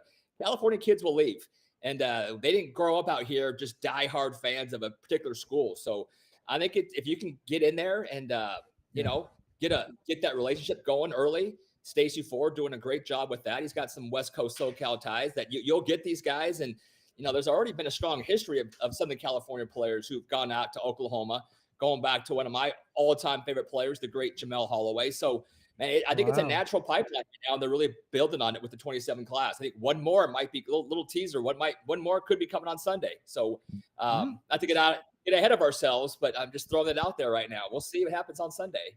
There you go. Well, okay. So obviously Oklahoma already has several commits out west in the 2027 cycle. They're in the mix for several more. Highlight, if you would, one guy that you really, really like that is already in the boat, and one guy that you really, really like that you feel like Oklahoma's got a good shot to add in the days and months ahead. Yeah. Let's go with a guy. Dude, my head is spinning right now. I have so many names. I'm not even thinking about 2027s. You're asking about 2027s, right? Not That's right. So, yeah, 27, you got Damari DeJean, you've got Mikhail Davis, Kreul Jones. Yeah. Who the heck else? Let's talk Kreul Jones. No, I think that's it. Yeah, go ahead. Dive into Kreul Jones for us. I think there's a couple SoCal, more than one more. Maybe I think there's a couple guys I'm assuming. Jackson Stokes as well. Jackson Stokes. You know, we all expected Juju Johnson to commit on December 1st. He did not. He kind of held off, which was interesting to me. He was actually on campus when he kind of relayed that he's gonna put the decision off. I still think they're in a great spot. But no, Kreul Jones, like, love the kid, right? Just his makeup. I mean, he's just got that natural grit and toughness to him. Like, he's naturally has an edge. Some kids, for me, like, I can't do soft players, man. I've seen guys that were small and make it and guys that were slow and make it. I've never seen a soft kid make it at that college NFL level, right? Kreul, he just kind of has a nasty, just a dislike for the other team he's playing against. I think he's an underrated athlete. Been watching him since he was a freshman. Seen him. I mean, this kid goes to everything. Goes to the Polynesian Combine in Vegas. He goes to multiple Under Armour camps. He just loves to compete. Goes to every 5-on-5 out there. And variety of pass rush moves. He's got a lean frame that he can easily pack on some weight. He's all of 6'4". I would say he's 215, 220, absolutely jacked. His dad's huge. So you look at the dad, you think, hey, Krew's not done growing, but plays angry. Genetics. We love the gene pool. I knew Oklahoma was doing a great job. I know he's going to commit that early, but man, he just kind of felt it. So yeah, I would say Kreul Jones is the guy that I think can go in there and do some damage. I'm a big fan of him as an edge rusher. Oh, then the second question was, who do I like that hasn't committed yet? How about Darius Johnson? I feel like he's a pretty strong lean, right? He's got his brother Derrick, who's already committed. No disrespect to Derrick. I actually think Darius might have the highest upside in that family. The dad is a former Washington Husky, former NFL guy. So again, talk about gene pool. But I really like Darius, man. I think he's a twitchy athlete. He's got length, all the traits that we look for when it comes to corners. You want length, speed, ball skills. He's got those. Two-way player. Tough, will play the run. He's got some edge to him as well. I'll use that term a lot. Edge means they got some natural toughness and aggressiveness to him. So Darius Johnson, I don't think he's close to committing, but when he does, I think Oklahoma will be tough to beat. So obviously you talked about Kreul Jones being Utah guy. There's another one that he's really tight with, plays safety, in Beau Jandreau. Can you talk about him? He's in the 2027 class. I think he's a top 300 player. I know Oklahoma really, really likes him. He's visited Oklahoma a few times. Oklahoma's starting to feel like they're in pretty good spot there with Kreul Jones committing. What's your take on that? Yeah, I mean, I think Bodie might even be a top 100 player. Like, he probably had my favorite tape to watch. He's one of those guys who does everything well. And you see a lot of guys that are two-way players in high school, but at the next level, you project him at one spot. He legitimately could play 3 different positions in college at a high level for any school in the country. Like, he could play receiver, corner, or safety. He's that good and he's that talented. And I think Utah, who's probably Oklahoma's toughest comp right now, Yes. they are recruiting him as a two-way player. That they're saying, hey, you can be our Travis Hunter. So, and I, basketball background again, love the multi-sport. Basketball guy, high-level body control. You watch the tape, and it's like play after play after play of him just like jumping around, running 70 yards, or catching a little hitch, making 3 guys miss, and running 60. I mean, obviously it's a highlight tape, but his highlights are like highlights, if you know what I'm saying. Like, Yeah. he is a legit two-way guy. I love the way he competes. Athletically, I think he's gifted. I think he runs better than given credit for. I already mentioned the basketball above the rim. He's dunking. He's doing everything correct. So if they could land him, that would be, I'm like I said, legitimate top 100 guy, two-way player, and a lot of fun to watch. Hey, Biggins, we won't keep you, man. Thanks so much for making a little bit of time for us on what no doubt has been a very busy signing day for you. We look forward to catching up again. Anytime. Thanks, fellas. You got it. That is national recruiting analyst Greg Biggins. He's got a pulse on all things West Coast for the network. And as we continue our brief foray here into discussing what Oklahoma has already assembled and what they will assemble in the 2027 class, i.e. the class that will sign a year from today, well, we got to bring in the guy that, for the moment at least, rankings-wise, is the crown jewel of the hall. It's hard to beat. In-state 5-star. How often you get an in-state 5-star, period? A guy who plays a premium position like left tackle. Welcome to the show, Cooper Hackett, Fort Gibson's finest. How you doing, man? I'm doing great. How are y'all doing? Phenomenal. Man. Yes, sir. Obviously, as you look at what Oklahoma just did here at the tail end of the 2026 cycle, inking this signing class today, and you just kind of process what type of head start this program already has towards building a very strong 2027 group. 10 commits already in the fold in that class, man. What's your opinion of just how high this class can fly with guys like you as cornerstone members locked in early? Yeah, I'm really excited to see what we got. We're number 1, and I want to keep it till the end. There's obviously something special here. I feel like we have a new commit every other day, and we got a great staff, great coaches, the players. The recruits obviously see there's something different going on here at Oklahoma, and there's a reason why we're getting the commits early. Yeah. So you're a basketball player, right? How's that going for you so far right now? And how does that translate for you on the field as well, as far as like just playing tackle? Yeah, it's going great. We just beat Verdigris last night, but I think it translates great. Footwork, I feel like it's 1,000 pass sets I can get in playing defense, but going against those fast guys, I think it's going to translate guarding those. Defensive ends are kind of crazy these days. I think getting switched on these guards, I think it can help me prepare for the speed. But yeah, it helps tremendously with my footwork, and I feel like that's an advantage I have against some slower offensive linemen. 5-star 2027 offensive tackle and Oklahoma commit Cooper Hackett joining us here on the OU Insider Signing Day special. And Cooper, go in detail, if you will, into the brotherhood that you've been able to build with some of these other guys that bought what OU's selling early on in the process and locked in. I know you're close with Caden Penny out of Bixby. I know you're close with Luke Wilson, Oklahoma's offensive tackle commit from down at South Lake Carroll. But what can you say about the camaraderie that you've developed with some of those guys as you've just continued to spend more time around campus and spend more time around your peers that are going to be joining you at Oklahoma a year from now? Yeah, I've really been trying to get closer to the guys. I know Kreul Jones. I texted him a couple weeks ago, and it was awesome to see him commit, and me texting him, I thought that was cool. But yeah, I got us all in a group chat. Sometimes we hop on the game together, play some college football. But talking to the recruits at the OU games really helps build the connection, and I can tell some of the recruits are loving it there, and it's just awesome to see. I'm excited to see where we'll be in a couple years from now. We're all boys right now, but in a few years we're gonna be men on that field, and it's awesome. I'm excited to see where we're gonna be at in the future, and we all got a common goal to win a national championship, and that's what we're gonna do.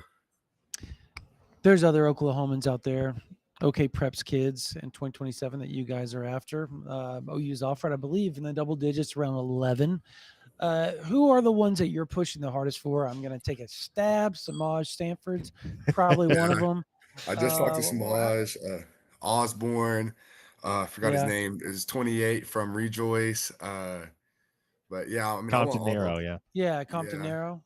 I was trying to get what's his name, dude from Norman. He just committed to Cal. I wish he would have came with us, but I'm I'm wishing him the best at I- whatever he does at Cal, the offensive tackle. But yeah, Yeah. I talked to Osborne a lot.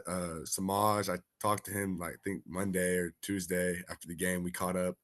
It was my first time meeting him at the OU game, and we talked about 6A football, what that's like. But yeah, those are some of the guys I'm really talking to and trying to push.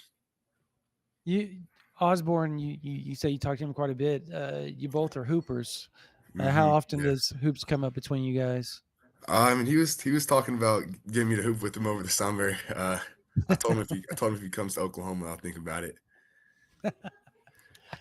Oh, Cooper Hackett, man. Sooner fans are no doubt very, very glad that you are one of the early members of the 2027 recruiting class. Man, thanks so much for making a few minutes to stop in with us here on the OU Insider Signing Day special. And we'll obviously talk a lot more between now and then, but we look Yep. forward to welcoming you back to the show next year when you've put pen Yes, to paper sir. for the Sooners.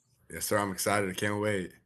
Appreciate Hey, you, buddy. That is Cooper Hackett. Fort Gibson, Oklahoma. Mhm. 5-star offensive tackle in the 27 cycle. Such a huge early win for the Sooners, especially within state lines. And Yes. how often is it that you get so many high-level P4 prospects within the state of Oklahoma in a single class? It's a rare type of collision of circumstances right now for 2022 was Oklahoma the last one. when you look at the 2027 class and how deep it is within state lines, and the Sooners are poised to capitalize. But with that, we turn our attention back to the 2026 class and the 24 individuals that just put pen to paper for the Sooners today. 21 of the 24 will be enrolling early next month. January 12th or 13th, I believe, is move-in day. Yep.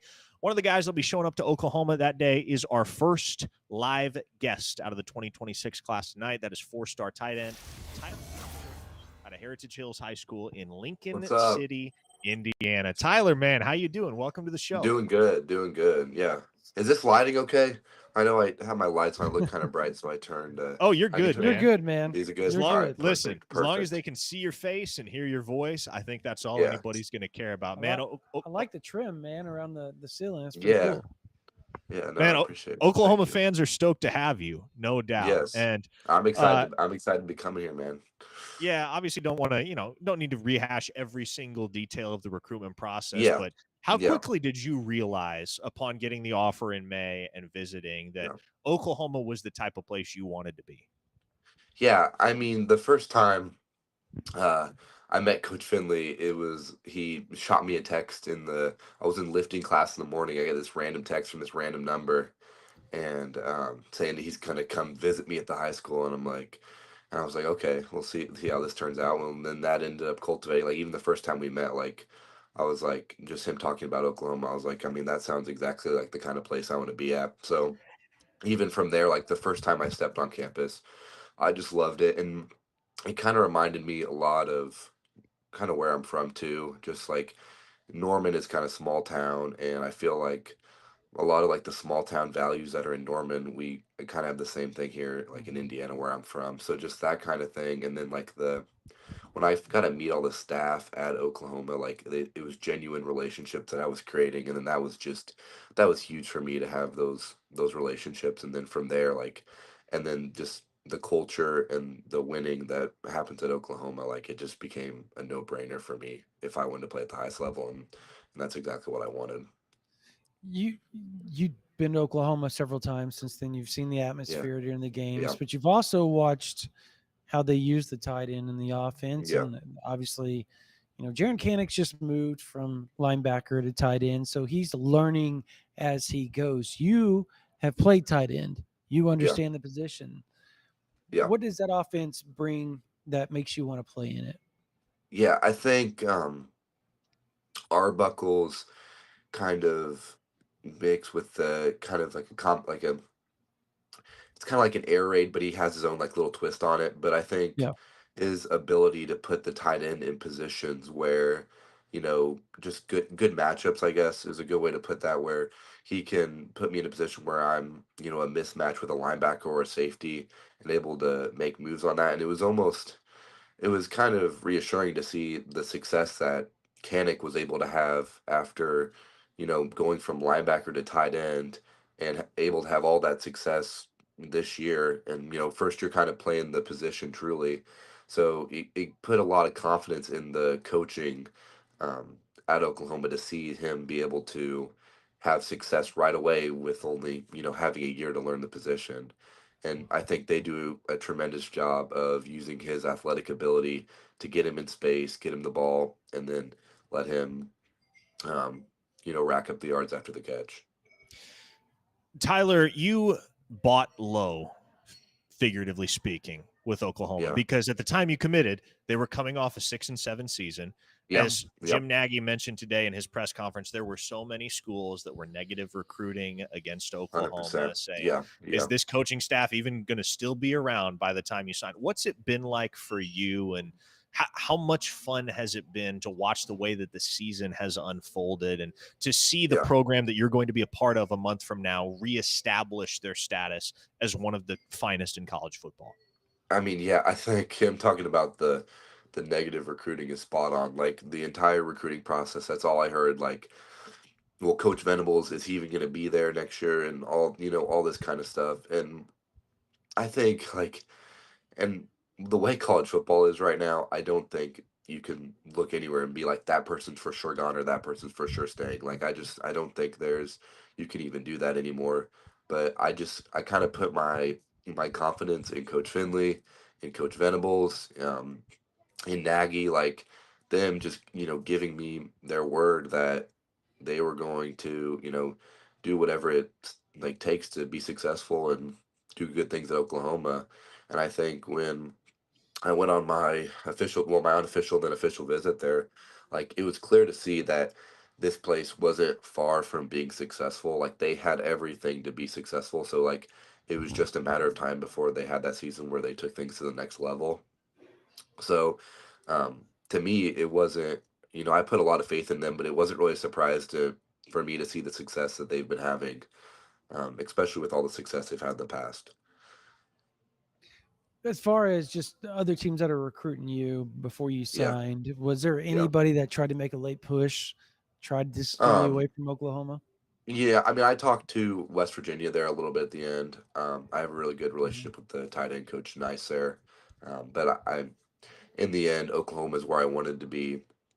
And it's kind of where I have my mind settled right now. So I had seen that changing. Okay, we have a question from the YouTube chat for you, Tyler. Yeah. Jacob Matthews would like to know, what do you like more, pancake blocks or scoring touchdowns, and why? Oh, I mean, you got to say scoring. Like, who doesn't love scoring touchdowns? But I'm not going to lie. Like, the first time, I remember the first time. I don't remember what my first touchdown was, but I remember the first time I got my first pancake block. Like, the first time you take another man and put him into the ground, like, that is a surreal experience, man. That is like the high of life right there. Like, just I mean, I'm not gonna lie, that's a lot. It's a lot of fun. So I mean, I think I gotta say, like, I want to score touchdowns, but like getting a pancake block is right there with it, though. I mean, it's a lot of fun to put guys in the ground. Is it just the fact that you just owned another human being? Mm-hmm. Is that where it's at with 100%, 100%. Yeah. We called it taking souls. That's what me and my position coach would always say. How about this? Head topping somebody, doesn't matter if it's a touchdown, first down, head topping, or pancaking somebody. Which one do you prefer on that? Oh, I think my ideal play would be like a back like shoulder fade in the corner of the end zone. Like, that would be the ideal play. Like, with a guy right there going over top of him. Toe drag. A little toe drag in the end. That would be peak. Tyler, a specific play. Tyler, it took a little while. And by the way, for those just joining us, this is Tyler Ruxer, 4-star Oklahoma signing at the tight end position. It took quite a while for things to really get rolling at least on the offensive side in this 2026 cycle. You were an early commit. Beau was an early commit. Ryder Mix was an early commit. But to see the way that the pieces have kind of fallen into place over the last several months, 4 wide receivers and 2 running backs joining you guys here on signing day now, man, what does that say about how much the narrative has shifted surrounding Oklahoma and really just the offensive scheme they're in after what was, as we discussed, a real unfortunate turn of events, all things considered, in 2024 with how much the program was fighting through, especially on that side of the ball? Yeah, I mean, getting Arbuckle there was a huge piece. He's just offensively is a mastermind. Like, just talking to him, like, he knows ball so well, and like having him, and then just I think along with that the success. Like, I think that speaks loudest is like when you're winning games. I think that speaks to people a lot. So I think with the success they were able to have, like, that opened a lot of recruits' eyes to the idea of Oklahoma, because I think like just the Oklahoma brand itself is appealing, but then when we're winning and the offense is putting up points and pushing the ball down the field, like, that's exciting for guys, and that makes guys want to come be a part of this. I guess the last thing for me, just playoff wise, how excited are you to watch Oklahoma? I mean, do you obviously you think they deserve to be a home field advantage, but that you live in Indiana, there's a lot of Notre Dame talk up there. You know what? That's what I was about to say. I would love if Notre Dame had to travel down to Norman, and I will tell you, I will be there. And or if it's at Notre Dame, man, I will be there. Or if we get to play Indiana, like, that would be my dream, just to beat the crap out of Indiana. Like, that would just be my dream. Or how much crap did you get? How much crap do you get at school? I mean, I literally every day, I have people texting me like, Kurt Signetti's calling, man, it's not too late, like right up until signing day, and I'm just like, I'm good, man. I'd much rather be in Oklahoma. Like, I want to go play in the SEC. Like, So you like warmer weather? I can tell you right now, I've been to games in Indiana. I've been to games at Norman, and it's not even close. So before we let you go here, Tyler, I'm going to give you the floor to address Sooner Nation, and there are hundreds upon hundreds of folks watching, both live on YouTube and on Twitter.com, which Elon still tries to pass off as X for whatever reason. But what type of player, what type of person is Oklahoma getting in Tyler Ruxer? Yeah, putting me on the spot here, but I'm someone that's going to come in, give it my all every day, do whatever it takes to make sure that Oklahoma is back to the standard of being in contention every year for a national title. Like, that's going to be the goal for me as soon as I step on campus, is to make sure that we're getting results, and that I'm getting the best out of my teammates, I'm getting the best out of myself, and that at the end of the day, we're the best team that we can be for the fans ultimately, and then for ourselves and everybody. I'm just going to, plan on giving it my all every day. Championships, that's the expectation around here in Norman. Yeah, that's what it needs to be. Yeah. We'll see if Oklahoma can get one here in 2025. They're due, right? Yeah. They win one on every single quarter century. 1950 they won, 1975 they won, 2000. Logic would tell you a national title's on the way in 2025. I'm only half joking. We'll see. How does that so hypothetically, of course, if they would go to the championship, would the Signees go to that game? Like, how would that, because we would technically be at the university. That's a very good question. I'm really not sure. I mean, honestly, there's only been 1 year, last year, where the college football season has ever overlapped with the spring semester, and so I don't know. I wish they let some play remember, because they had bowl games where OU had freshmen practicing. They had freshmen practicing, yeah. I don't know if they'd be eligible to play. I don't know if you guys would be. I wish I had an answer for you, Tyler. Yeah, I don't know how that works. Do some research on that, but man, we'll let you get back to your evening. Enjoy the rest of signing day, man. Enjoy your last month of life as a high schooler before the grind of Oklahoma football begins, man. No, thank you. I appreciate you guys having me on. Yeah, it's been fun. Appreciate it. Thank you. All right, that's tight end Tyler Ruxer out of Heritage Hills High School in Lincoln City, Indiana. We are here on the corner of Lindsay and Berry at Coach's Corner. Phenomenal food, phenomenal Catfish. bar out here. We had some fried catfish. We had some chili. Brandon had a burger. Can't go wrong. This place is owned and operated by former Sooner Corey Wilson, who was a standout defensive tackle back in the early 90s, the Gary Gibbs days. And they're serving 20 wings for $20. That's the special tonight. So come on out, get you 20 wings for an Andrew Jackson.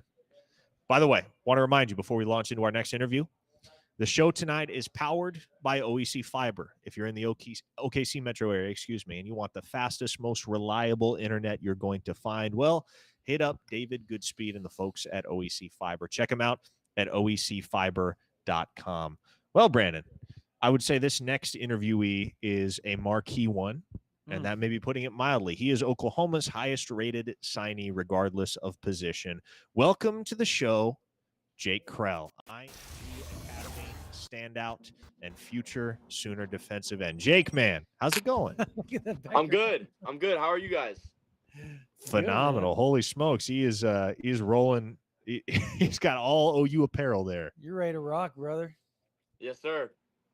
Man, glad to have you on the show. I think Oklahoma fans are going to be super excited to hear from you on such an occasion as this, on a day when you and 23 of you future teammates all put pen to paper for Oklahoma. But, man, we got to go back a ways to the origin of the Jake Kreul recruitment arc because, as I recall, and you can correct me if I'm wrong, you actually had a P4 scholarship offer before you ever played a down of high school football. Isn't that right?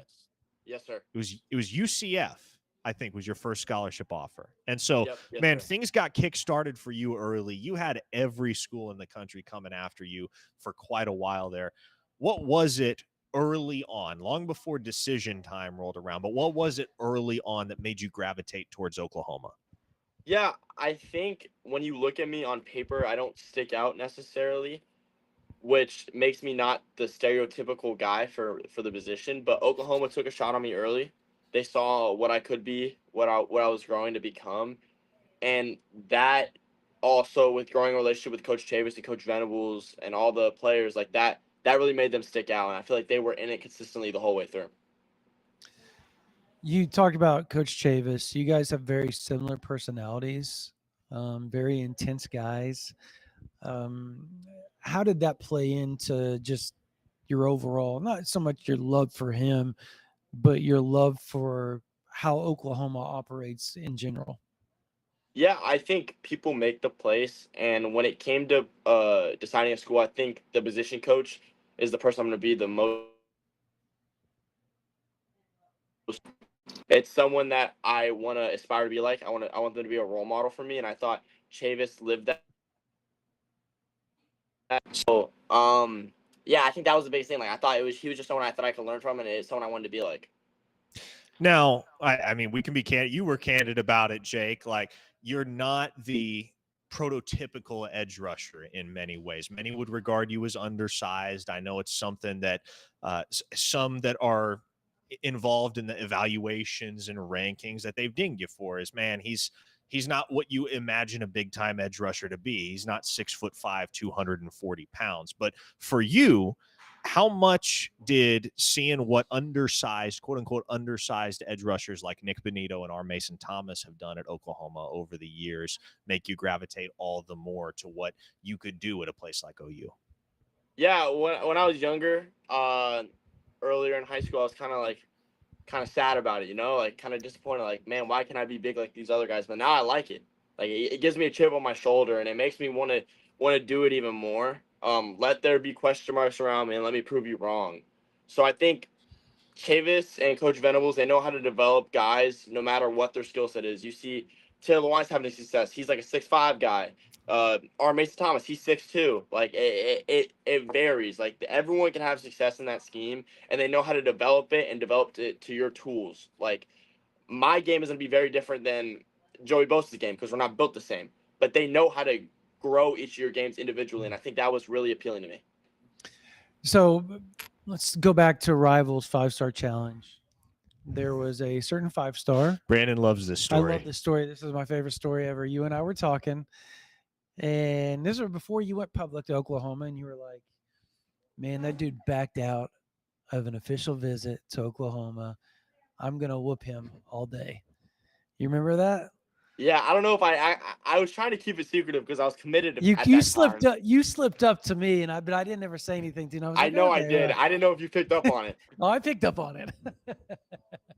But talking about that, where does that intensity come from, man? You were just like, no, bro, that's not how it's gonna go. I'm going to whoop up on this dude all day long, and then you proceeded to do so. Yeah, I think with me not being the prototypical size, it puts a chip on my shoulder, and like it's kind of up to me. Like you can't leave it up to the judges. It has to be a unanimous decision if you want it to if you want to win in life. And I thought that's how I did it. Like that's how I had to do it. I had to go to these camps. I had to dominate. I had to build a hit list. Whether it was kids in my position who I wanted to climb up and be above, or kids at offensive tackle that I wanted to climb up and be above. I had hit lists, and I was trying to mark names down, check it down, do it, not do it for other people, but do it for myself to keep on climbing. Yeah, I would say this is the type of edge rusher you want in your program, folks. A dude that keeps a hit list.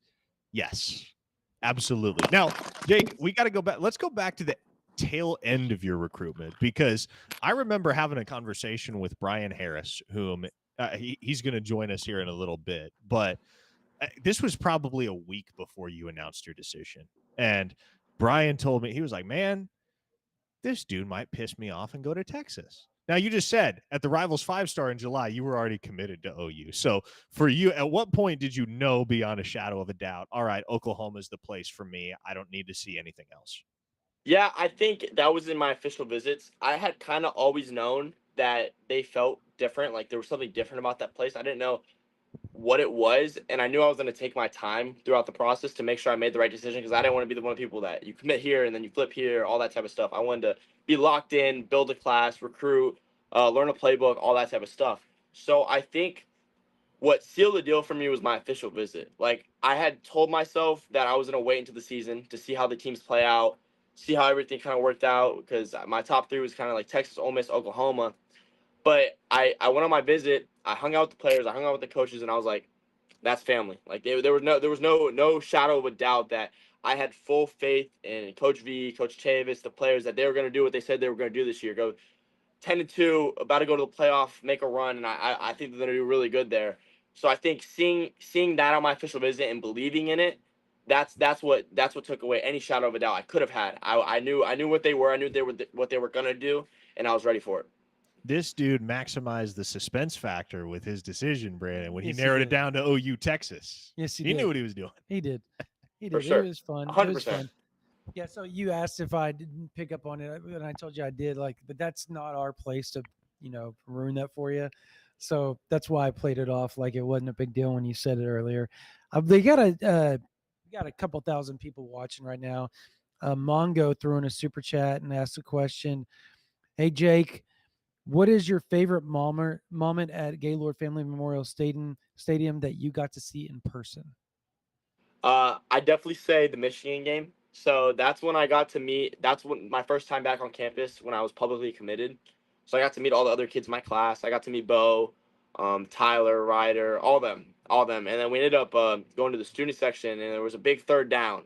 And I feel like that kind of brought us together. Like that built some chemistry between all the guys on the team, and seeing what Oklahoma was becoming. I think that was like the real moment where people were like, yeah, they're here. Like it's time. We're back, and we're gonna keep it coming.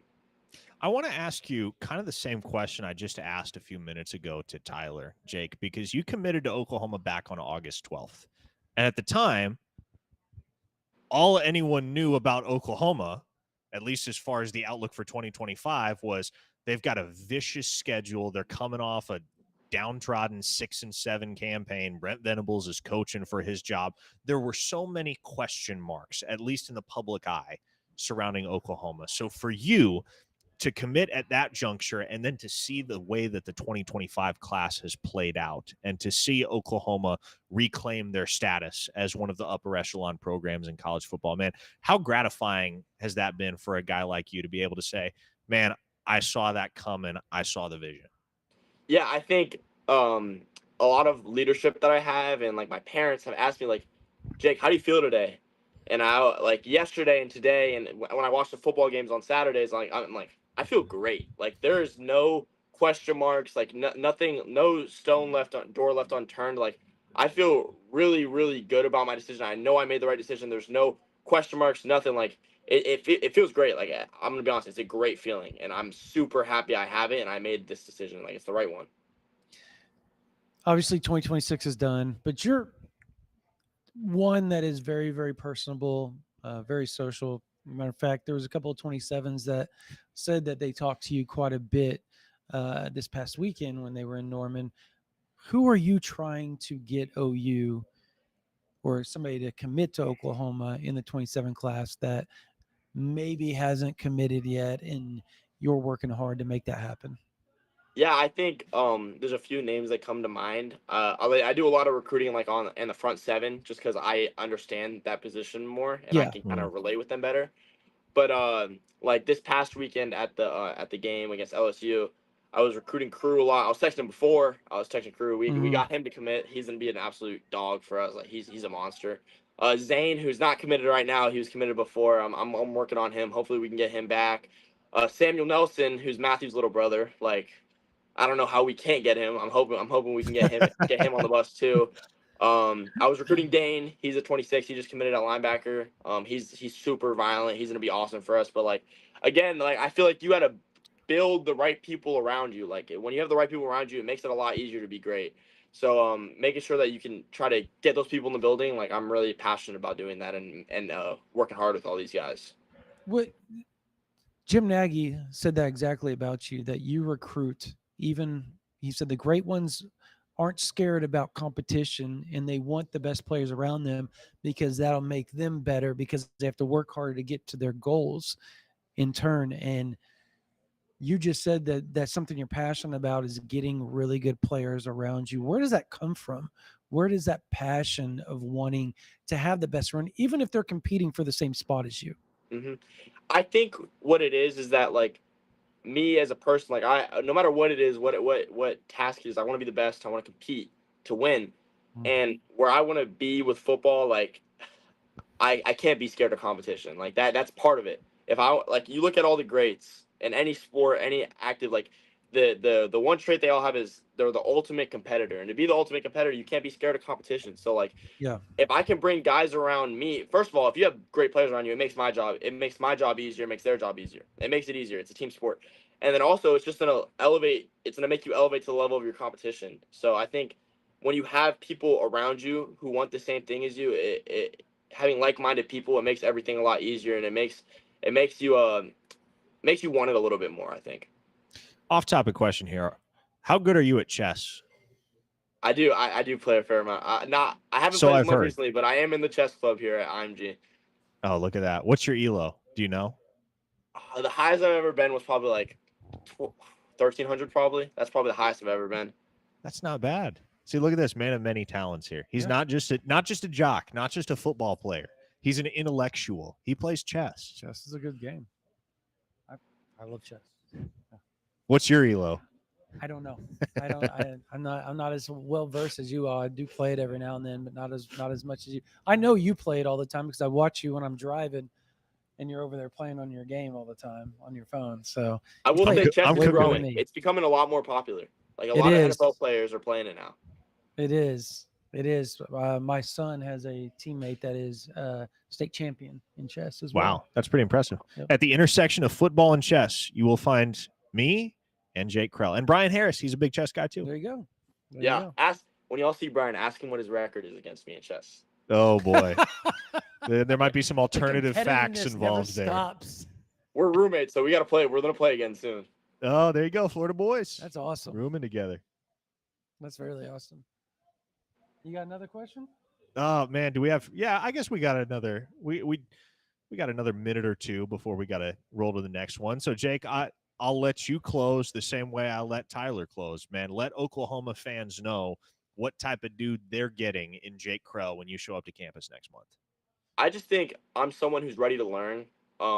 There's going to be a lot of leadership that I'm going to step in and learn from with a lot of the older guys in the defense. So I think they've done it already. So I'm going to come in there. I'm going to be asking all the questions I can to try to learn from them and be as ready as I can. Like that's what it is. I want to be ready when my time is called. And I think the best way to do that is to learn from the people already doing it. So you're just gonna get a sponge who's ready to like suck in all the information he can and try to make an impact early.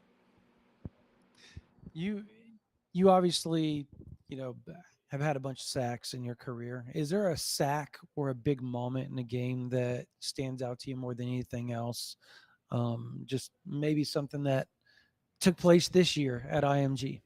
Yeah, for sure. So this offseason, I kind of took it to the next level of training with like a lot of NFL players and a lot of really professional coaches, really good coaches. So the first game back, we played in Orlando, that's where I'm from initially, against TFA. And I'm pumped because I did all this work in the offseason. I got all bigger and stronger and faster. Like, it's time to really put it to the test. So we get in, and like I think it's like the second drive of the game, I get 3 back-to-back sacks in my hometown against guys I train with. I think that was the biggest moment in my high school career. I feel really good about that one. All right, Jake. Man, we really appreciate you taking a few minutes to talk shop, talk ball on the OU Insider Signing Day special.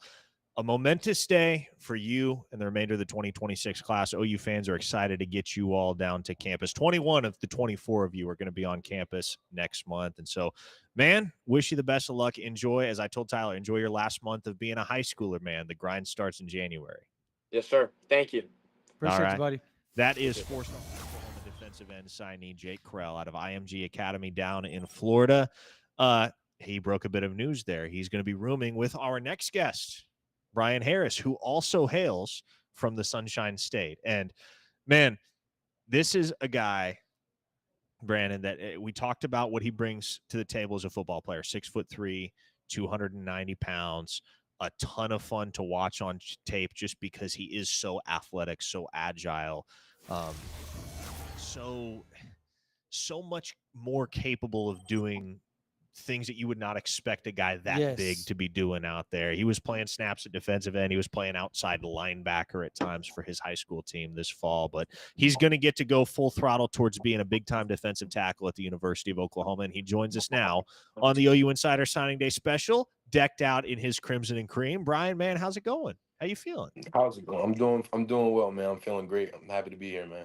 Oh, man, look at that. He's got what do you call those? What do you call the big hats? The noggins. Yeah. The noggins, that's right. He's got the OU noggin that he announced with there in the back. You ever seen an announcement like that with one of the oversized hats? He had 5 of the oversized hats out on the table. Picked up the OU one. I have not. Those are always interesting with the fans that always wear those at the games. I can't imagine it not being super annoying if you sit behind somebody and they're already way bigger than you, and they stand up and it takes up half your view of what's going on, but they're cool nonetheless to collect. Oh, man. Hey, Brian, first things first, Jake Kreul wanted you to disclose and acknowledge what your record in chess is against him. All right. So, look, I don't even count. He said, all right, look. It was online. So, like, we were sitting on a road trip to Miami or something, and like we were like bored and we wanted to play one. I was like, all right, cool. So we played 3 times, and I might have not won at all, but it's okay though because we haven't actually played like sitting down. And when we in our dorm, we're going to definitely have in the middle of the living room, we're going to have a chessboard and we're going to get after it. So come on. What Parker asked Jake the ELO score. What is your ELO? I think I'm like a 1600 in chess. Holy smokes. That's about what I am. We'd be on. No, my dad taught footing. Me like really early. Like my dad used to teach me. That's big time.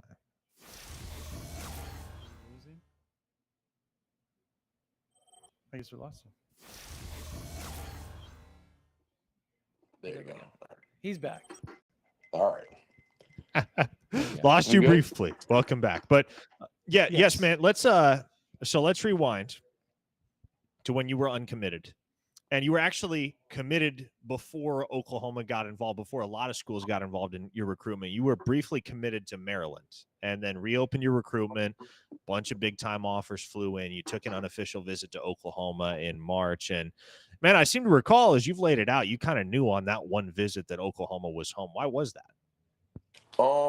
Me coming in, I got the offer from Coach Bates, and just like I've first off the offer itself, like it just holds value. That's first off, like it just holds so much history. And Coach Bates, when he gave me the offer, like I was so grateful of it, and like it's the only time I ever sat down with a coach and got an offer for like. He waited like 2 hours. We were sitting on the phone call for like 2 hours, having the whole conversation, Ain't that the like most Todd Bates thing? right, and like he just going in depth with me on how he felt about me, and that was the most genuine interaction I've had, like first impression I've had with a coach in like a really long time. And then it was literally after that I got the offer, and that same weekend I went out on an unofficial visit, drove 17 hours to go to Mm. Oklahoma. And man, that experience was something, no, like nothing can top that for me. Nothing can top that for me. And that was my unofficial visit. That wasn't even my official visit. And when I went out there, I felt nothing but love. Just an embracing of just like anyone I came in contact with. It was the people outside the campus, the people on campus, the coaches, the players themselves were a very good selling point. Like, I want to play with good players, and players want to play with good players. So I had talked to Jaden Jackson first. Like, Jaden Jackson was the first person I talked to, and he had a wonderful conversation with me. And I was sitting talking to him for like an hour or two. Just I got there around like 6 or 7 ish, and they literally sat there and talked to me for like 2 hours. And that was the first interaction I had with Jaden, and now we're best buddies, man. I love that man. So that was when I knew for sure that was my home, and that's where I wanted to be. And on that 17-hour ride back, I knew for a fact I wanted to commit. It wasn't even a question. And I just kept telling myself, when am I going to do it? How am I going to do it? Should I wait? Should I weigh out my options? What should I do? And it just came down to me ending up committing in May. And yeah, it was a blessing. The other guy you seem pretty close to is David Stone. The relationship you have with him and Jaden Jackson seemed to be pretty special.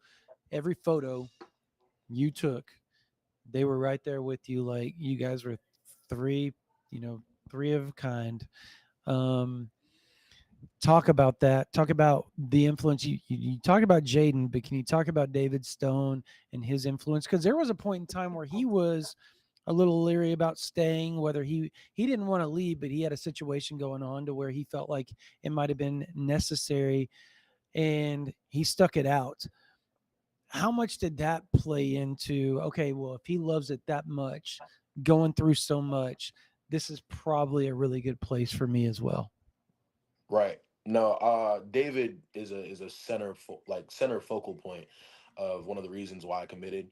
Um, it's funny, growing up, I think my freshman and sophomore year, I had David Stone's tape on TV, watching it with my father, um, almost every week, and just Hmm. studying film, because at the time David Stone was the number one guy. He's from IMG. I'm in Florida. Just like having somebody like that, I was almost idolizing that person. Like, I was studying his film, trying to get better. And it was funny. Now I'm going to the school on an unofficial visit and meeting him for the first time, having conversation with him. He's a normal kid, just like me, and we had a lot in common. We just clicked really fast. And David was a very big focal point for me, man. I love that man to death. He's a one of a kind, special creature, man, and he proves on and off the field like countless times. And you should see me when I'm watching OU games. I'm jumping up and down screaming. It's crazy. But yeah, no, I remember when David had like entered the transfer portal or whatever it was. It was like some Yeah, type yeah. of whatever. And I think I was locked. I was locked in already. Like, I was already told my father, like, yo, I'm committed. I'm good. I don't know if I've already told Oklahoma or not, but I know for a fact I told my family, like, I'm committed. That's where I'm going. And I remember him decommitting, and that like made me think about it. Like, man, like, why is he, like, what's going on? I was worried about it. Um, and then, like, I think it was like 24 hours, 45 hours. It was nothing. No, in no time he came right back home.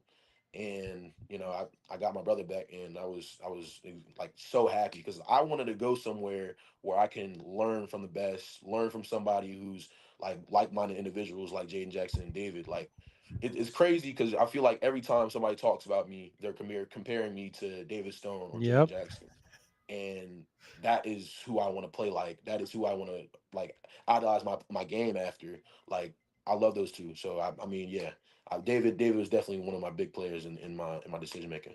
Come on. Well, man, right now, as we sit here today on December 3rd, 2025, Oklahoma's 10-2. They're going to the college football playoff. It's just a matter of where they're going to be seated. But when you committed, Oklahoma was coming off a 6-7 season. Everybody kind of understood going into 2025 that Brent Venables was coaching for his job. Like that, there was a lot that was still up in the air, or at least that's how it looked to the general public when you evaluated the situation at Oklahoma. We talked a little bit about this with some of our previous guests, but I'd love to know from you what were some of the things you heard from other schools? You don't have to name names, but what were some of the things you heard from other schools to try to dissuade you from going to Oklahoma? Man, the only thing that people could say was Brent Venables is in a hot seat and he's not going to be there for long. Why would you want to go somewhere where you're not going to be able to have a head coach there? Like you're going to be committing just for you to decommit. Like there's no point. And you know, it's hilarious to me because I sat down with my parents and I talked about it. Of course, it's a thought in the mind, like they're coming off of a 6-7 what's it called season, and of course it's a thought. But if the only thing that you can do to recruit somebody is to negative recruit, it says something about your own program. Instead of lifting your own program up, you're sitting there Hmm. downgrading and discarding somebody else's program for your recruit not to go to that program. That's insane to me, and that tells me something. That tells me where I'm wanting to go is probably the best place for me. It's probably the best thing out there. If somebody's having to tell me, oh yeah, that's not good for you. He's not going to be there for that long. I put my trust and my faith in Coach V and Coach Nagy and Bates and all. I put my faith in the coaching staff, and I prayed about it, and I understood where they were going to be. Here comes, what is it? Come January, December, I knew what it was going to be. It wasn't a shock to me how well they were going to perform. But I mean, everybody and their moms, like, it could be. I'm not going to name drop, but like, man, colleges from all over were telling me of how bad of a season it was going to be. And I just kept telling myself, like, if you have to do that to get me not to go to a school, it says something about your own program. So Jokes on them. I bet some of them are unemployed now. But anyways, um, I'm just saying. Gotta. There's several thousand people watching right now, Brian. So you have a lot of fans checking you out. And one of them sent a question and said, Brian, outside of Texas, which SEC opponent are you most looking forward to playing against? Florida. That's Florida, most definitely Florida. I'm born and raised in Florida. I have a lot of family in Philly, but I'm mainly born and raised in Florida, and I have teammates that are currently playing for Florida. The backup quarterback at Florida is my teammate, my old teammate, and then Drake Stubbs is one of the safeties over there. Hmm. And I just know a lot of my family can come out to watch that game, and I know it means a lot for a lot of people over here to see me play on the big screen and see me sack their quarterback, whether it's Tramel Jones or whoever it may be. So Now, to that point, Brian, there are 5 Sunshine State Sooners in this class. Well, actually 6, because Dane Bathurst is a Florida kid, even though he played his senior year up in the state of Indiana. So I know you know Dane. I know you were very influential in helping get Jacob Curry to Norman. I know you had a hand in helping and what was a full court press of an effort to get Jaden Petit on board to flip him from Wisconsin. Man, how much pride do you take in the strong Florida representation that is present in this 2026 class for Oklahoma? man, I'm so proud of it, man, and it just shows time and time and again, like where the powerhouses are. I hear a lot of Texas and Cali and Georgia, but man, Florida is where you get the big hitters. And it's where you get the guys who want Hmm. to play for something. It's playing for a reason, not playing for the glitz and glamours and the fame and whatnot. They're playing their hearts out and want to actually play for a title, play for a championship. Like, man, I can't be more proud, man. And recruiting those guys, like, is just another thing that I also take pride in. Like, I want to play with good players, and I'm going to recruit, all the good players I can, whether they're in the Sunshine State or not. Because man, I wanted Jake to come on board so bad. I was recruiting him for so long, and then I was recruiting Beau. I was recruiting with Jacob Curry. Jacob Curry, if I don't know if you know, but I played against him. Like, I have an actual game Yeah. against Jacob Curry, and we didn't win that game, but it is what it is. But yeah, no, I was definitely recruiting hard on him too. So it is what it is. I do take pride in it. You actually you have a former OU commit's little brother that is your quarterback, right? Sperry? Yeah, Yeah. Roddy Sperry. Yeah. Yep. I like the family, so that's a pretty cool deal. It's kind of a small world when it comes to that. I did not expect that. I've asked everybody that's come on here, and from the 2026 class, and even 27 with Cooper Hackett, but 27s start off really, really hot. Oklahoma obviously is dipping back down in Florida. They're out in California. They've got a large contingent of offers in the state of Oklahoma. Is there somebody in 27 that you've been kind of tasked to go out and try to recruit and get them to join you guys at Oklahoma at some point?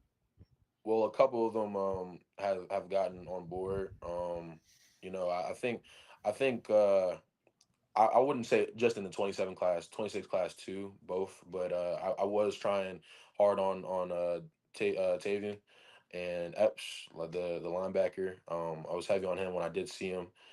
He has a great personality. He's very, very locked in on football, and he's a heavy hitter. I am heavy on him. He was the main one for me for sure.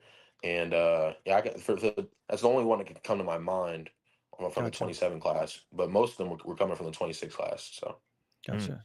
Okay, Brian, before we let you go and get back to your evening, what's got you most excited to be a Sooner when you show up here next month?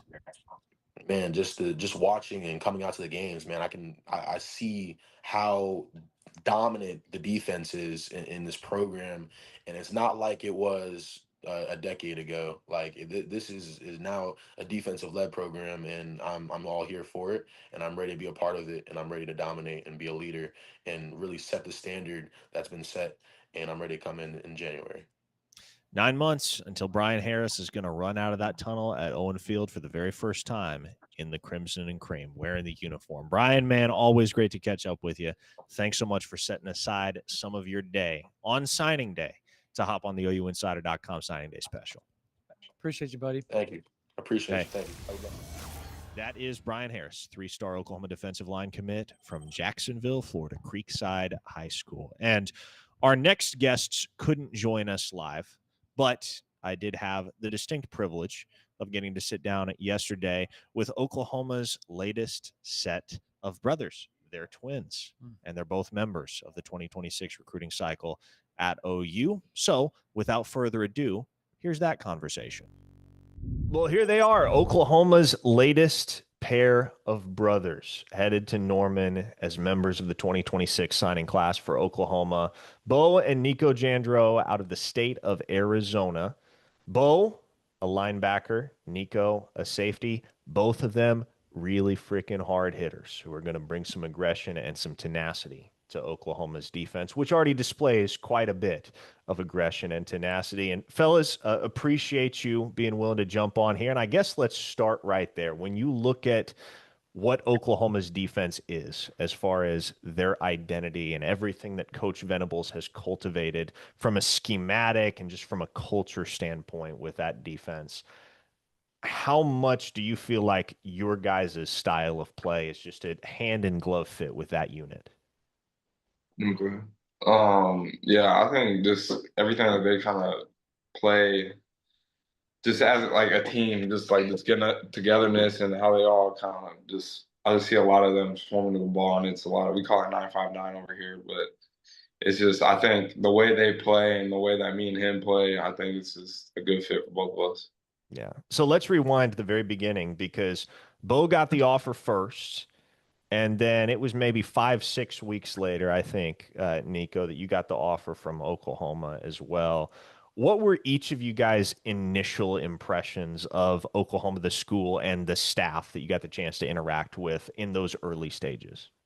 Yeah, so when I got offered first, I got offered by Skalski, and I knew that he played at Clemson under BV and stuff. So I knew that he had say his or like left his footprint, so to say, at Clemson. So I already knew that there was like a greatness of backers that were already in Oklahoma's in Oklahoma's staff. So when I got that call, and then they like started FaceTiming me and stuff and just showing me everybody and like the whole staff. And then once they found out I had a twin brother, and then they started recruiting Nico, then it was cool to see. So I think he was impressed too. You know what I'm saying? Yeah. When he got that offer, I was kind of like SEC, like first SEC offer, and that kind of was a big step for both of us and our recruitment standpoint. And it was always a dream, both of us playing college football together and just playing in the SEC together. I think that was a big step. Now, it was just one visit that y'all took prior to the commitment. Of course, or your commitment, I should say, Nico. Bo, you committed on the OV, or close to it, as I recall. But, Nico, for you, I mean, what was it about that one visit, that one experience in Norman that had you wholly convinced, all right, this is where I need to be? Yeah, we saw a lot of schools over spring, a lot of West Coast schools too, especially. And I think it was just, when I got there, it just was like a dream come true for me. It was different from all the other schools. And I knew that that's where I wanted to be. And kind of after that, I talked to my parents, and even my parents mentioned that if we wanted to commit there, they would be okay with, like they would give us their okay on committing there. And it was kind of a lot through the spring, a lot of visits, a lot of being out of town, a lot of plane rides. And so I was like, you know what, I'm going to cancel all my official visits. I've been out enough. I'm going to lock down this one. I know this is where I want to be. So, yeah. And then, Bo, you took a few other official visits in addition to Oklahoma, one of which was to Texas. Yeah. Did your brother give you some flack for that trip? I didn't even go on the trip. He didn't want to go. But he was trying to tell me, he was like, when I posted my official visit pictures, he was like just horns down on when he reposted it on everything in the comment section. So yeah, he definitely let me know. What was the moment for you? I mean, obviously the decision came a little bit later on the OV, but what was the moment that you knew, okay, this is it for me? Well, our first visit there, I remember when me and Nico were just walking around the field, just like watching practice, we kind of just like looked at each other and was like, should we just commit now? So like, I feel like we kind of knew that this is where it was going to be. We always wanted to play in the SEC, but for me, it was just talking with Dryling and BV and just like getting in BV's mind. And like he showed me like a lot of his, he sent me the playbook, and a lot of the stuff he does is real aggressive. And I would kind of like show him some of the stuff that we do at Hamilton, and it blends into the stuff that he does on the field too. So I like that style of the style of play and the way he calls the defense, and then really just getting around them, and then the people that they are. It's not like they're not just based on they don't choose a player just based on the way he plays football. They choose the man too, and the character that's behind it. So that meant a lot to me, that they care a lot about the man and not just the player on the field. You guys committed to Oklahoma at a time when the entire program was still in prove-it mode. They were coming off a 6-7 campaign that had been so tumultuous. There were so many injuries that the program had dealt with, so much inconsistency in the way that they played amidst all of that. And there were plenty of people, not just locally, but nationally, wondering if going into 2025, Brent Venables was even going to have a job at season's end. So for you guys, I mean, how much faith was there up front in just knowing that this thing was going to get back on track, and then the sense of validation that no doubt has come from that as you've watched Oklahoma navigate a very difficult 2025 schedule en route to 10 wins and a college football playoff berth? Yeah, I think a lot of people are seeing now what we saw back in the spring, and kind of the vision that we saw for not only ourselves but for the team, and kind of what was preached to us and kind of what we saw and envisioned for this program. And honestly, I think it is better for us because we don't have it easy, and we never have. And kind of battling through that adversity is just something that we've always gone through. And to see Coach V do that, and it's just another testament to who he is and who he is to this program, and who he is to these recruits, and just to try to be by his side. Yeah, but like when we were watching them in the spring, like you said, like they just brought what we saw in the spring to now. It's like we sitting here on the couch, like watching the TV, like there was a doubt in our mind that they weren't going to lose, or they weren't going to win games. They like people had them losing to South Carolina and stuff like in the preseason. We're just like, just wait, you'll see. Now I got to ask you guys, obviously there's been a lot of change throughout the calendar year, just in the way that things are structured at Oklahoma. What have your guys' impressions been of OU football's new general manager, Jim Nagy, and the work that he's been able to do, he and his front office staff have been able to do in building the rest of the 2026 class around a few of the early additions like you guys? Yeah, he's definitely done a great job.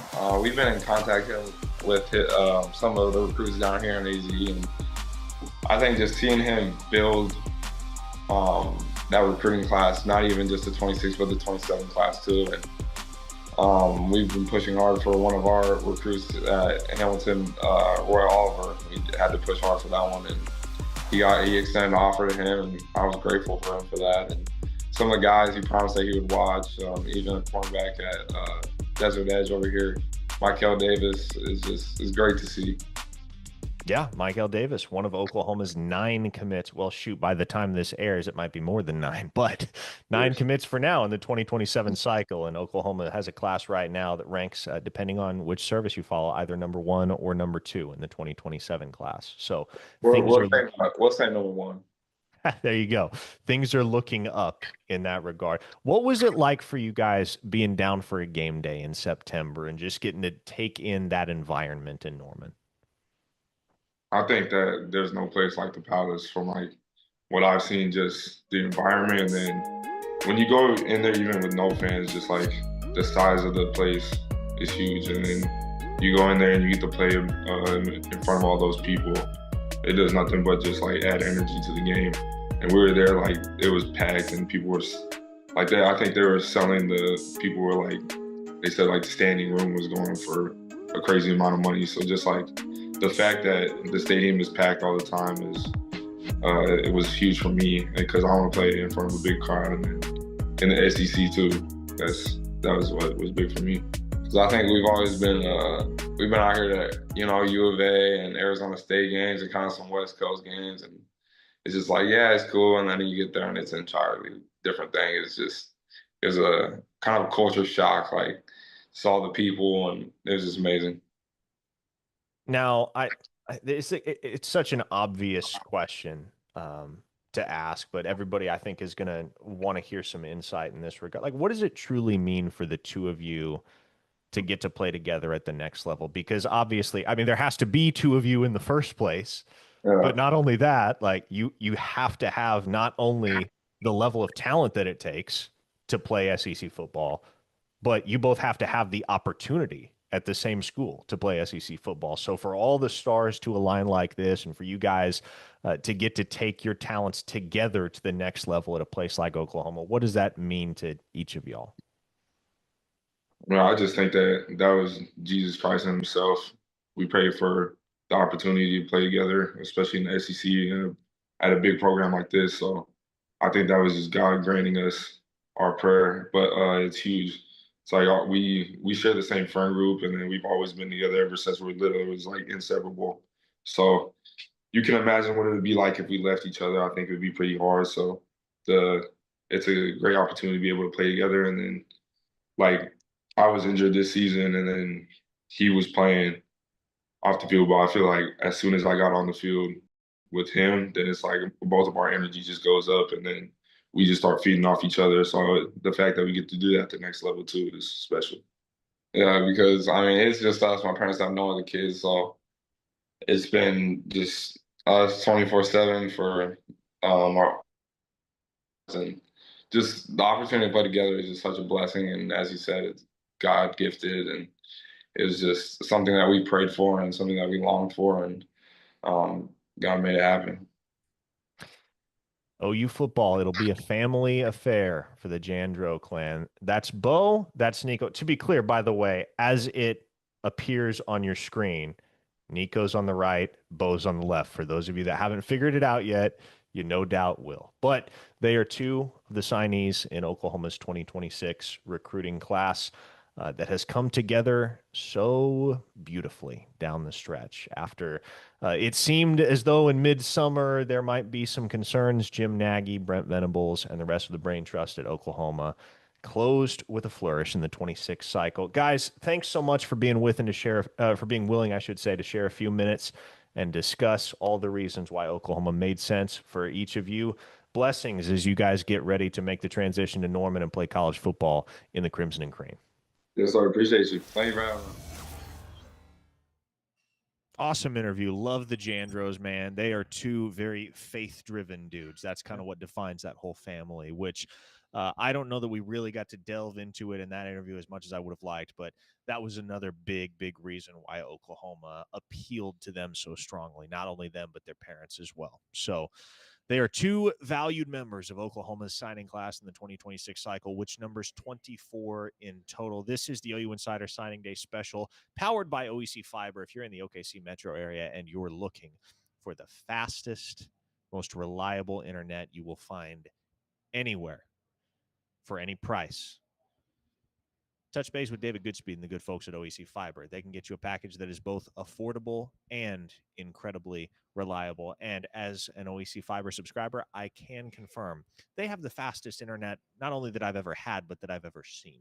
So tap in with the folks at OEC. We're out here at Campus Corner off Lindsay and Barry here in Norman. You may know it as the old Penny Hill building if you haven't been down Lindsay Street in a while, but love being here at Coach's Corner. Phenomenal food, phenomenal bar. 20 wings for $20 tonight if you want to stop on by over the course of the next hour as we wrap up the show. Hour number 3, the final hour, is what we are currently launching into. And many of you are tuning in expecting Beau Bentley here at the top of the 9 o'clock hour. He shot us a text a few minutes ago and informed us that he was going to have to push back towards the end of the 9 o'clock hour due to some scheduling conflicts. So we flexed things a little bit, and we will hear from Beau at 9:45. We're going to hear from his future roommate, I do believe, Ryder Mix, coming up at 9:15, and from Xavier Okafalese, Oklahoma's lone in-state signee, at 9:30. But unfortunately, OEC Fiber has not yet made its way to the state of Colorado. So Deacon Schmidt's video, his video feed is a little bit spotty here in this interview that you're about to see. But I did get the chance yesterday to sit down with 4-star Oklahoma offensive line signee Deacon Schmidt to discuss all aspects of his recruitment and his future at Oklahoma. So here's a look into that conversation. All right, one of Oklahoma's largest signees, both literally and figuratively in the 2026 cycle, is Deacon Schmidt out of Windsor, Colorado, the 4-star offensive tackle, committed to Oklahoma over the summer. And Deacon, first things first here, I think for a guy like you that committed pretty early on in the cycle relative to a lot of the other additions, it's got to be pretty vindicating, got to be pretty validating for you to have watched this 2025 season and watched Oklahoma orchestrate this enormous turnaround to double-digit wins and CFP contention. Yeah, it's been awesome. Like I was just telling you off camera, I'm glad to see it's finally coming to life. You know, I believed in it a long time ago. That's why I committed a long time ago. But now that it's finally coming to life, it's awesome to watch and it's awesome to see. So, man, for you, I recall back, it was last summer of 2024, you earned the offer from Oklahoma at camp. And from that point on, obviously, you had a pretty immediate level of respect and appreciation for everything that Bill Bedenbaugh was as a developer of talent, as an offensive line coach, and with good reason. But you were still considering Nebraska, considering Tennessee, Alabama for a time, obviously the hometown school in Colorado. But for you, where did Oklahoma win out, not just because of who Coach Bedenbaugh is, but because of everything else that kind of made up the complete picture of Oklahoma football? Yeah. So back in summer of 24, I went to camp. I thought I did really well. And then I actually had to wait a couple of weeks for the offer. Coach B, he called me a couple of weeks later. But that ever since that day on, I've gotten a text or a call or some kind of love from someone at OU, and they really never stopped. They definitely recruited me the hardest throughout the whole process. And like you said, Coach Bedenbaugh is the best offensive line coach in college football. You know, he's going to get me where I want to be. He's going to get me developed, and everything's going to fall into place with that, I think. And then just the staff there is awesome. Coach Venables is such a good dude. You know, you can tell he loves football. He lives and breathes football. And then everyone involved, Jim Nagy, all of them. I just love everyone at OU, and it just felt like home from the minute I stepped foot on the campus. Yeah, man. For you, I think there's going to be some interesting back and forth, no doubt, on the message boards and on social media leading into spring ball as to where a guy like you is going to fit best on the offensive line, because some recruiting services have you listed as a tackle, some have you listed as an interior offensive lineman. It's obvious you're one of those guys that's going to be able to find a niche and carve out a role at either one. But what have those conversations been like with Coach Bedenbaugh and the OU staff as to where they want to start you out at positionally? Yeah, I mean, that was one of the things that I loved about OU is they see me as a tackle first. And I think that was very important to me in my whole process. A lot of schools, you know, they say guard and tackle, or you know, guard or just tackle, but OU definitely saw me as a tackle first.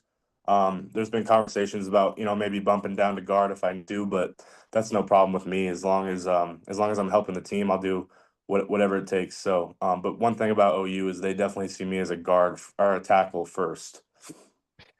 What is, or I guess let me phrase it this way. What is the side of Coach Bedenbaugh that the rest of the world doesn't see? Because as the offensive line coach, he's not doing a ton of interviews. He's not in front of a camera or a microphone very often. They see the results, no doubt. They see his very businesslike drill sergeant type of persona on the sidelines. But behind closed doors, what's been your experience of just the person that Bill Bedenbaugh is? Yeah. Like you said, on the field, he's the drill sergeant kind of guy. You know, he doesn't smile much. He's all business. But then you get him off the field, and he's one of the best guys you'll ever talk to. He's so humble. He's so, you know, easy to talk to, respectful. He's just one of those guys that you can hang out with for hours and never get sick of him. And a lot of people don't see it, but he's actually a really funny guy. Like he can hold a conversation very well. You know, he talks about countless different things, but obviously on the field, you got to have that switch. As a player, I have that switch, but I think it's important that you have it as a coach as well, where you can be, you know, friends with your players off the field, but on the field, it's business. It's time to work. So that's what I love about Coach B. As you've had the chance to live life as a commit for the last, 5-6 months, and watch the rest of this 2026 class come together around you and some of the other early commits, what's been your perception of the work that Jim Nagy and that new Oklahoma front office has done, and the way that they've been able to piece together this entire class around some of those key early cornerstones? Yeah, I mean, I think just the whole thing with Jim Nagy in the front office up there is like they're just honest, and they tell you how it is, you know. And some people are afraid of that. Some people are afraid of the work and all that stuff, but I mean, they're just honest. They tell you what it's going to be like. They tell you it's going to be hard work, but we're working for championships here. We're working for, you know, more than just an average season. You know, we want to be the best we can be, and you just got to believe in it. And that was my message from Jim Nagy most of the time, was you just got to believe in what we're doing over here. And I definitely believed, and I decided to buy in, and I'm very, very glad I did. Okay, let's rewind to when you were uncommitted, and let's examine the possibilities that didn't come to fruition but could have. If it wouldn't have been Oklahoma for you, where do you think you would have ended up? Which school came the closest? And what was the moment you knew, all right, this is it, I'm going to Oklahoma? You know, obviously my top three was Oklahoma, Colorado, and Alabama. I went on my Colorado OV early in May, and I had a great time there. And then I think my next one was Alabama. And then I went to Oklahoma, and, you know, everyone would tell me, you know, they asked me, where are you going? Where are you going? I was like, I don't know yet. And they always say, when you know, you'll know. And I was like, okay, whatever. When I know, I'll know, whatever. But when I was in Oklahoma and I was around those guys, I felt like I was at home. And I remember I called my mom or texted my mom. We were in the hotel one night, and I was like, Mom, I think this is it. And I ended up committing the next day, silently, obviously. But I just knew, like, I had that feeling inside of me. As for where I would go, my second choice, it would have to be between Colorado and Alabama. I can't pick one. So much love for both of those schools. There are a lot of great people at all those schools, but Oklahoma was the best fit for me, and I can't wait to be a part of the family. What's the one thing that more than anything else makes you confident that this program is going to compete for championships in the 3, 4, 5 years, whatever it may be, that you're a part of what's going on down at Oklahoma? Yeah, I think just the people that are there. I think that everyone has the same mindset and everyone's foot on the gas. Nobody's afraid of failure. Everyone's just ready to learn and ready to improve and be the best version of themselves. And I know Coach Venables is going to do anything he can for his fellas. And I felt like that, that was a big thing for me is Coach V. He's always there for his guys. And I feel like he would do anything for them and for their success. So I think everyone's just bought in over there. And the culture, like you were talking about earlier, the culture is great, and I'm glad to see it's coming to life.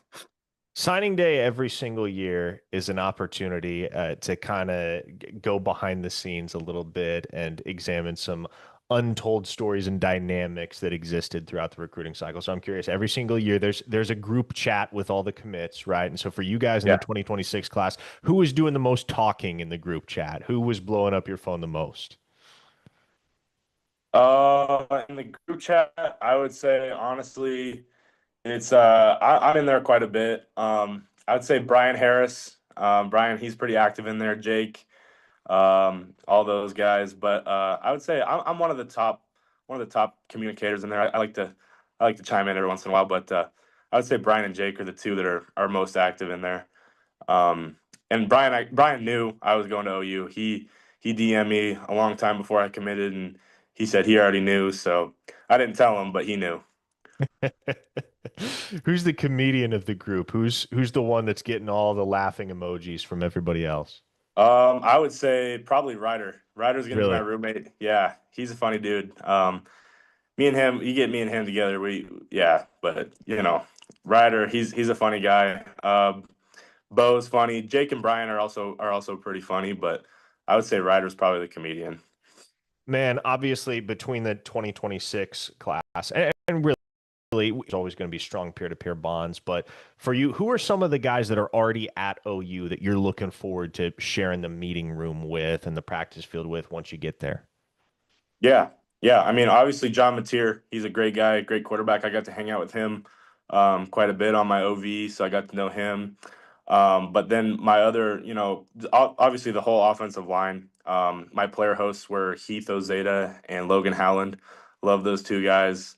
Then you got Jake. Jake's from Colorado, so get to know him more and more throughout this whole process. But another guy that I'm really looking forward to mentoring me is Mike Fasusi. He's one of those guys that I think that he's going to be a great help for me, being that he was a freshman this year and I'll be a freshman next year. So I think he'll be a good, shoulder to lean on if I need anything. No doubt. Got to be pretty freaking cool that John Mateer, of all people, was so heavily involved on your official visit. Man, before we wrap up here, want to give you the opportunity. If you could just send one message to the Oklahoma fan base, everybody watching this video, everybody that's going to know your name in the years ahead, what is Oklahoma getting in Deacon Schmidt? I would say they're getting a hard worker, someone that would do anything for his teammates, his brothers, and someone that's planning on bringing a lot of winning seasons and national championships home to Norman, Oklahoma. There you go, folks. Windsor, Colorado's finest, Deacon Schmidt, coming to help reinforce Bill Bedenbaugh's unit in the offensive trenches for Oklahoma as a member of the 2026 recruiting hall for Oklahoma. Deacon, man, always great to catch up with you. Thanks for your time. Those last comments from Deacon there really says it all when he goes, man, I'll do whatever the team needs me to do. Yeah. Now, he wants to play tackle. He thinks he's a tackle. He believes he's a tackle.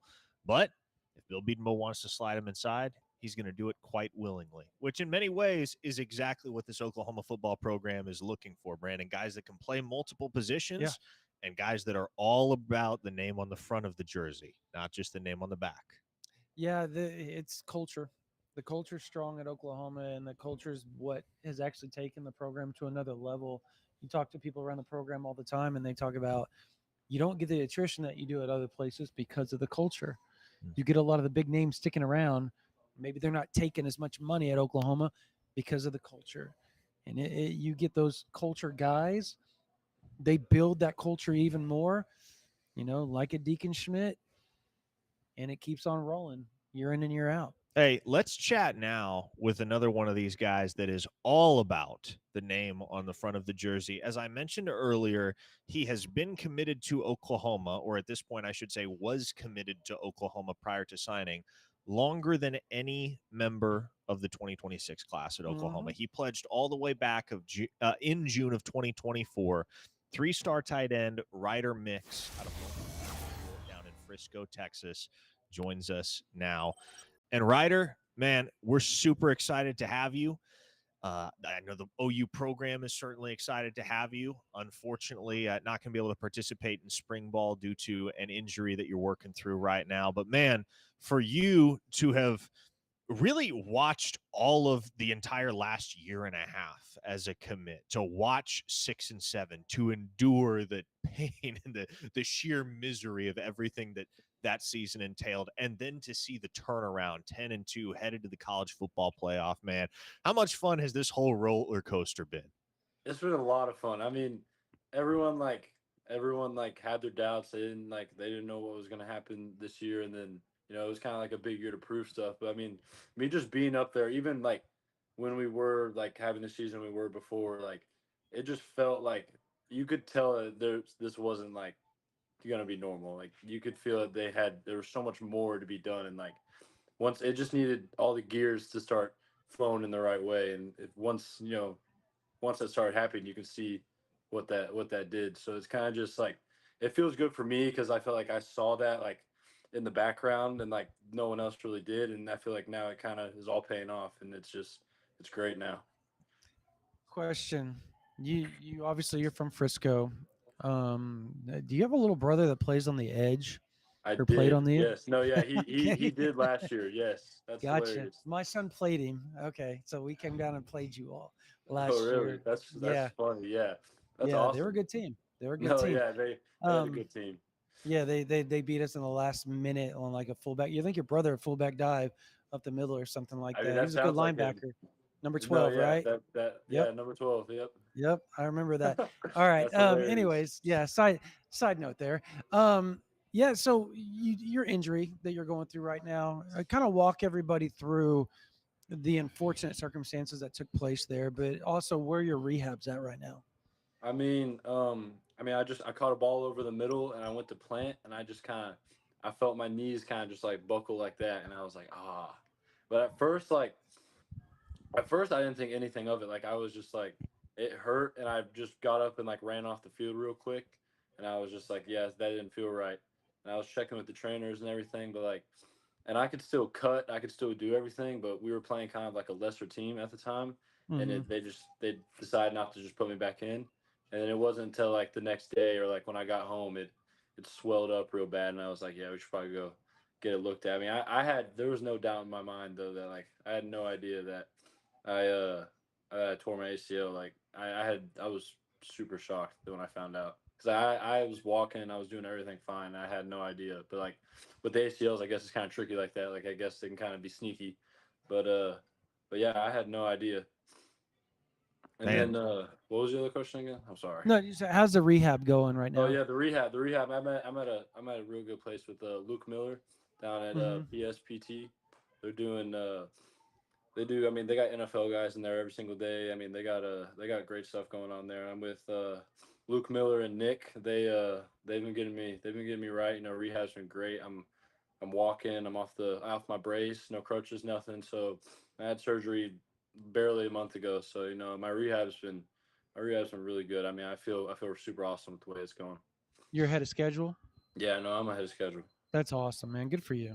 Now, in more positive news, Ryder, once you're back to full health at Oklahoma, you're going to get to step into an offense that is very, very tight end friendly under Ben Arbuckle, at least relative to what the last couple of years Yes, at sir. Oklahoma had looked like before Arbuckle got to town. To watch the way that the position has kind of come back into focus this season, especially with Jaren Kanak moving over from linebacker to tight end and playing as well as he has, man. How much more excited does that get you about what your future is going to hold, especially given that Jaren's a guy that has a lot of physical similarities to you? Yes, sir. I mean, it feels great, just to know that he has trust in the tight ends when they need to make a good play or whenever they need to be needed. It's good to know that he has like trust in us and he's going to use us when he needs to. And just watching Jaren and everything he's been doing this season, it's just been great. He's coming from that linebacker position, getting kind of thrown into everything, and he's been so successful under Arbuckle's offense. It's been super fun to watch. Just you grew up an OU guy. I Yes, think sir. your dad played baseball, right, at the University of Oklahoma. Is that correct? Yes, sir. Yes, sir. What's it just been like for you, just overall? You picked Oklahoma. Is it just like a dream come true? It really is. I mean, I had no like I grew up an OU fan and my dad played there and everything, but like when I first started like my recruiting process, like I wasn't trying to like really make it look like I was trying to like follow in his footsteps, kind of want to do my Yeah. own thing until I got there for the first time and I finally got to meet the staff and meet Joe John and Coach V and all of them and just finally get to talk to them. And you could just tell like there's no place like Oklahoma. Like there's no place in the world like the University of Oklahoma. I mean, it was just I left feeling that place and I was just talking to my dad. I was like, yeah, I'm going here. Like I had no doubt in my mind since the day I did that. So and I'm excited to get there and get to work. What do you think? You say there's no place like Oklahoma. You talked about just kind of the aura that the program has. Where do you think that originates? Is that primarily influenced by the head ball coach, Brent Venables? I think yeah, Coach V does a great job with just keeping everyone motivated and keeping everyone hungry. It's like don't be complacent with anything, and just that 6 and 7 season, and then turn around and everyone's hungry, the same guys, and you do this. So it's just it's when everything gets rolling, it's special, and it's just the facts of getting that going. You obviously probably pretty close with Beau Bentley, right? You guys are both North Dallas guys, not Yes, too sir. far away from each other. Salina's a stone's throw from Frisco, but Yes, sir. what's that been like? The relationship, the building of just the specialists with Beau Bentley in this recruiting process. Have you guys built a pretty good rapport just across the board? Maybe not even just you yourself, but maybe the wide receivers, the tight ends with Beau. Yeah, no, we definitely have been we've been every time we're up there, we're always hanging out with everyone. The recruits are Yeah. always hanging out together after the games and stuff. So we're always like we're I feel like we'd say we're a pretty close kind of like core. Like we've grown, especially this season, and we're all making the games and stuff. It's Mhm. fun to when we get all together and we'll talk and do everything and we catch up and it's finally it's getting good to really meet my future teammates and really like understand how they are and stuff. So yeah, and Beau, he's been committed since the season started too. So it's been good with him to meet all the new guys that commit and stuff and just get to know them. Man, what's the dynamic like between you and Tyler Ruxer, the other tight end commit? We talked to him that's my earlier, and he's dog. a That's character. my dog. No, yeah, that's my dog. I love him. I'm super excited to play with him and practice and do everything. It's gonna be a lot of fun. No, but yeah, Tyler's my dog. I love him.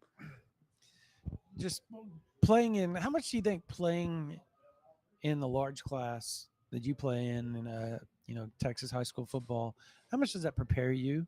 You think I getting think obviously you won't know for sure, but how much do you yeah. feel it's going to prepare you for I think just college? I think Texas has the best high school football. There's no place that's even close. Anyone can say California, Florida, or anything, but there's no place like Texas, and especially 5A, 6A. Those are Mm-hmm. the biggest in Texas. And I think you're playing the best athletes in Texas. You're playing the best competition. And you're playing the biggest crowds and everything. So it's just I don't think anyone can say whatever they want to say, but there's nothing like Texas high school football, and I think that definitely is helping me. Obviously, folks can watch the tape and get familiar with your game, what you bring to the table, what you will bring to the table for this football program. But as far as the aspect of your game, your skill set that you take the most pride in, what would you say that is? I would say blocking. I mean, I love to block just as much as I like to catch a touchdown pass or anything. But like, my biggest thing is me go melting the guy. More than anything else. I could catch all the balls in the world, but I'd rather, I love a touchdown just as much as I love pancaking someone. But I think my skill wise, I think I can go melt a dude 10 out of 10 times, and there's not going to be any problem without it. Your overall game, as far as like pass catching, just in general, do you a route runner? You like going across the middle? Like what do you think your strength is as far as like? I think I got pretty good routes actually for a big guy. I think I got some good routes, and I think I can get out there. But I think I worked a lot with Coach Margin Hooks. And working with him helped me a lot too, just doing all that stuff, and he got me right. So I think my route running and everything is a big part of my game too.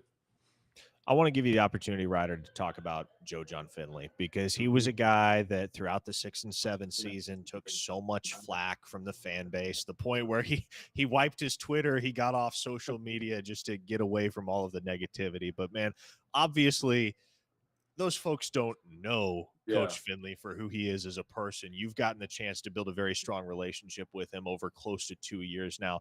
What can you say about not only the football coach, but the human being that John Finley is? No, yeah, Coach Finley's the GOAT. I love him. I love his family. They're all super nice. I mean, I wouldn't be here if it wasn't for him. So him just trusting me and trusting the process and everything is just, I'm super grateful.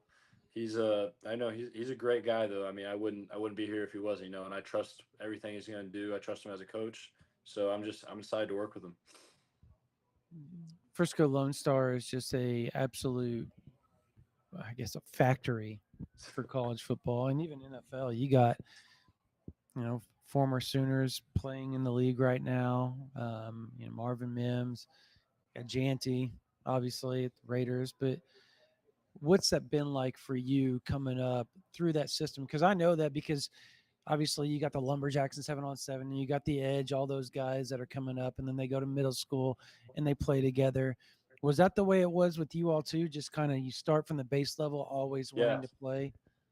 Yeah, I mean, kind of everyone, all my teammates, we grew up playing FFL together, little league stuff, flag football stuff. We were all on the same teams, and then we'd end up. I mean, in Frisco, they got a bunch of middle schools, which kind of sucks. So we all get separated, but then we're playing against each other in middle school, and it's competition and stuff, so it's good. And then we end up at high school together, and then we're all playing as a unit. But yeah, we all grow up together, knowing we're gonna play together at Lone Star. So it's those are my guys. I'm gonna miss them.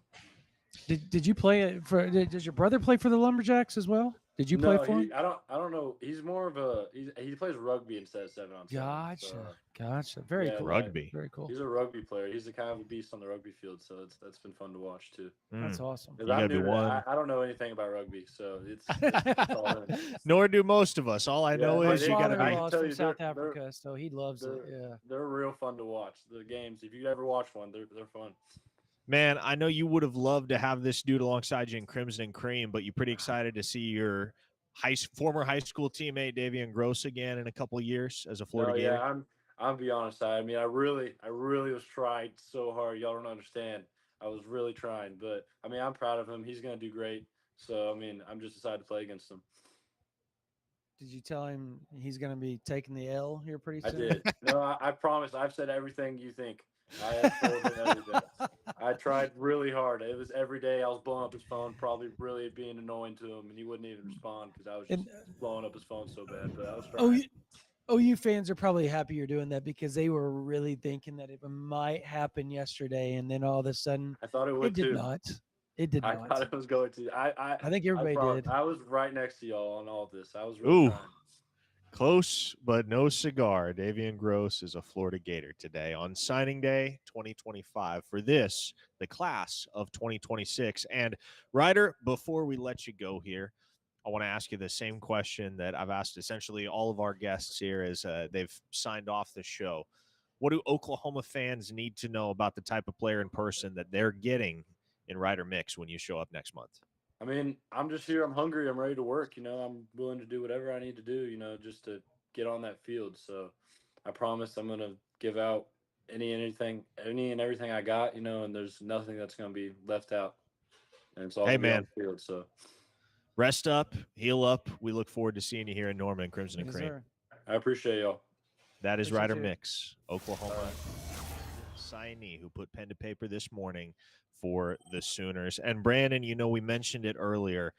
It really is a rare circumstance when Oklahoma doesn't sign more than a single prospect from within state lines. It's never happened before in the modern recruiting era, and given how much more heavily the recruiting landscape was slanted toward regionality before the internet era, I have to imagine this is the smallest class of in-state signees in program history. Yeah. There's only one guy, only one in-state signee for Oklahoma There can be in the only one 2026 Highlander. cycle. And man, he is a fun athlete. Small school kid from up in the Tulsa area, Owasso, Oklahoma, Rejoice Christian School. Xavier Okafalese. You know how to say that last name? Well, you know now, and he is our next guest here on the OU Insider Signing Day Special. ZZ, welcome to the show, man. How you feeling? Thank you. I'm feeling great. Okay, man. So first things first here.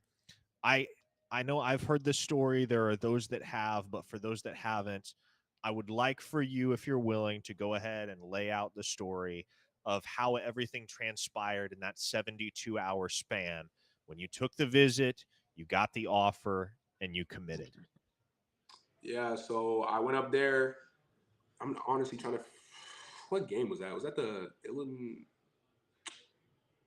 Illinois State? Illinois Yep. State, yeah. Illinois State. Yeah, it was that Illinois State game. And, I was on the visit. I talked to Coach Jones a lot. I had high hopes. I was like, this is going to be the day I get this offer, right? So I go in there with high hopes. I talked to Coach Jones, and, he's just talking to me about all this stuff. Like, man, your game's going to explode once you get here. Like, do you want to be a Sooner? I'm like, yes, Coach, I want to be a Sooner. So, I was talking to him, Lake Dawson. I talked to Jim for a little bit. And then, I ended up leaving the game without an offer. And it was the next day, Sunday morning, when we came in to watch film. I got the call from Coach Jones. He's like, do you want to be a Sooner? I'm like, yes, sir. Like, I've been waiting on this. And as soon as I said that, he gave the phone to Coach Venables, and I started talking to him, and they all started yelling and going crazy. So, it kind of just happened in that 30-second span. So, yeah. It's about the fastest commitment imaginable right there. It was quick. It was really quick, but very, very cool. You're also a really good hooper. I'm imagining your first love is basketball. Just throwing a guess out there. Yeah. Is that correct? Yeah, that's for correct. sure. Yeah, I figured as much. Yeah. That's usually the way it goes. Look, how much do you think did Oklahoma tell you? Did that play a big part in just how good you are, the athleticism that you show out on the basketball court? Was that a big part of their offer to you? Did they kind of verbalize that to you? Yeah, they said a lot. Coach Jones honestly said a lot with my soccer background because I played soccer my whole life. I was a sophomore year, and he's like, I can see it in his his footwork. That's something that a lot of time big receivers don't really have naturally. But he said, through that soccer, I can see that footwork, and he said he can work with that for sure. And then Coach Venables, somebody asked him today, and he just talked about how I can jump up and all that. So I think that also helps a little bit. But I definitely say soccer is what kind of helped more. So, man, if we rewind to one of the things you mentioned just a couple minutes ago and kind of laying out the story of the commitment, I as I recall, it was the type of deal where you were praying for a sign. You were praying for that offer to come and praying that, if Oklahoma was the place for you, that offer would come that weekend. And ultimately it did. And you got the opportunity to be a Sooner. But, man, you mentioned you'd been waiting on it. You told Coach Jones and Coach Venables you'd been waiting on it. How long had you been waiting on it? How long had you known, okay, if Oklahoma offers, that's where I'm going to go play college football? I'm trying to think back to when it was one night. I don't know what offer it was. I think it was after my Arkansas offer. I think I checked my Twitter inbox and I see follows from literally a lot of OU staff. Like Coach Jones was the first one, then Coach Buck, and then just a bunch of members of their staff. And I'm like, I told all my friends, because all my friends around me are like OU fans, all my teachers. I'm like, if I get this offer, I swear I'm going to go there. And that was really early last year. So it's been a long time coming, but I'm glad it came for sure. Your training as far as like route running, have you gotten a lot of work into that? Do you have a trainer that you use? Or is this all just natural with you? I'll say, to be honest, I think all of my stuff last year, junior year, was with no trainer because, like, I guess you could say that was really my first year playing. Yeah. This summer, I did work with a trainer a little bit, but, you know, I've been saying this to everyone. I'm still, like, just really raw. Like, still got a lot of potential that needs to be tapped into. But, yeah. How much do you trust Coach Jones in that regard? Like for a guy that there's this acknowledgement there. Okay, I need to develop. I need to get better. I need to sharpen up these aspects of my game. How much do you trust that Coach Jones is the right guy to do that for you and with you? Yeah, I mean, I trust it 100% because, you know, you see all these receivers that he's, you know, developed into going to the NFL. So I trust him fully. I mean, that's what he says to me every time. He's looking forward to developing me these next couple of years. So, you know, if he sounds like he trusts himself. So I'm gonna trust him too. How much are you working on Compton Narrow, trying to get him to join you? I've been talking to him about this every day. Yeah. After I committed, I'm like, hey, you next. You finna be the first one, 2028. Like, I've been talking to him about it all the time. Is Camion just kind of shrugging you off, or is he open to it? Shrugging me off. Like, I mean, he's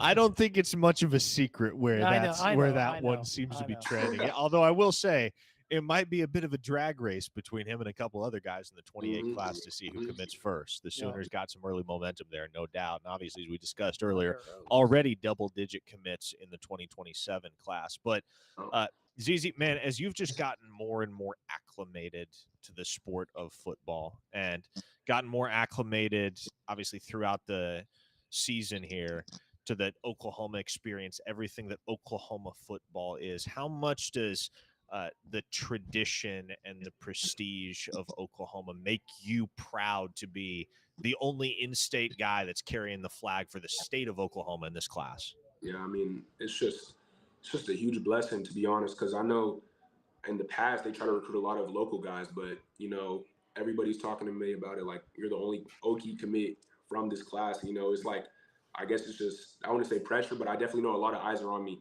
just knowing I'm the only Oklahoma commit. I might not have the most stars, might be not rated the highest, you know, but just from being the only one from Oklahoma, there's still going to be like a lot of attention on me, just like I am. So I definitely got to keep on out for sure. Do you find yourself, obviously with the 26, and you obviously recruiting Cameron because you see him every day. You guys play basketball together. You play football together. He's your quarterback. What other guys are you working on in the state of Oklahoma? Oklahoma's offered double digits in 2027. Is there anybody, maybe Samaj, you know, Stanford, that maybe you are looking to push a little bit? Wink, wink. Yeah. I mean, I don't really, yeah. I'll just say yeah. Yeah? Are you working that one pretty hard? Yeah. I'll say yeah. Yeah.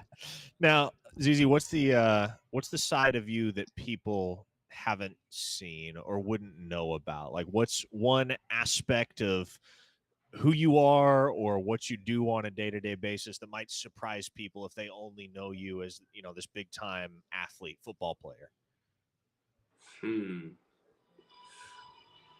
That's a great question. I'd say just the type of guy I am. Like, I'd say just at school, in class, just like, I think looking on from the outside, they see this D1 football players, a lot of stereotypes where they can say like they don't take anything seriously other than football. But I like to say just from, you know, I got to hold myself to a higher standard. So whatever I'm doing, I like to go at it 100%, really lock in and focus and just treat the others around me with respect.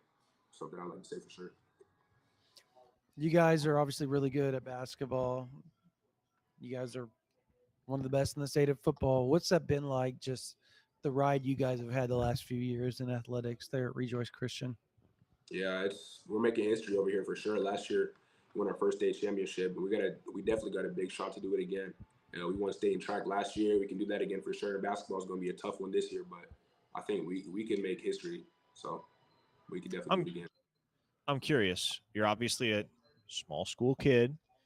Were there ever any encouragements from college coaches that, hey, if we're going to really heat up with you, we'd like to see you transfer to one of these bigger schools in the Tulsa area? Like, we'd like to see what you can do against quote unquote elite competition. How much of that, how much was that a consideration for you, if at all, throughout the process?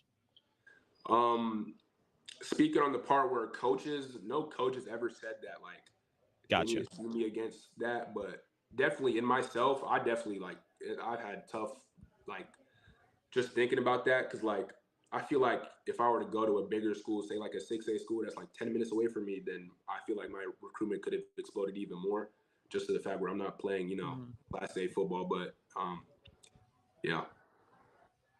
Did you consider it at any point? Was it ever a thought in your mind?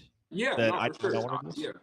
Yeah. I mean, I thought about it a lot, but at the end of the day, I mean, I still had, my recruitment was still buzzing even at the school I am now. So with all the relationships that I had, I just felt like there's no reason to leave. Hey, you got the you got the offer most Oklahoma kids could only dream of getting. So it all worked out. Yeah. Was there any other schools that were quietly, like big names that were quietly maybe trying to pursue you, or close to offering right around the time, or maybe even after the OU offer and your commitment?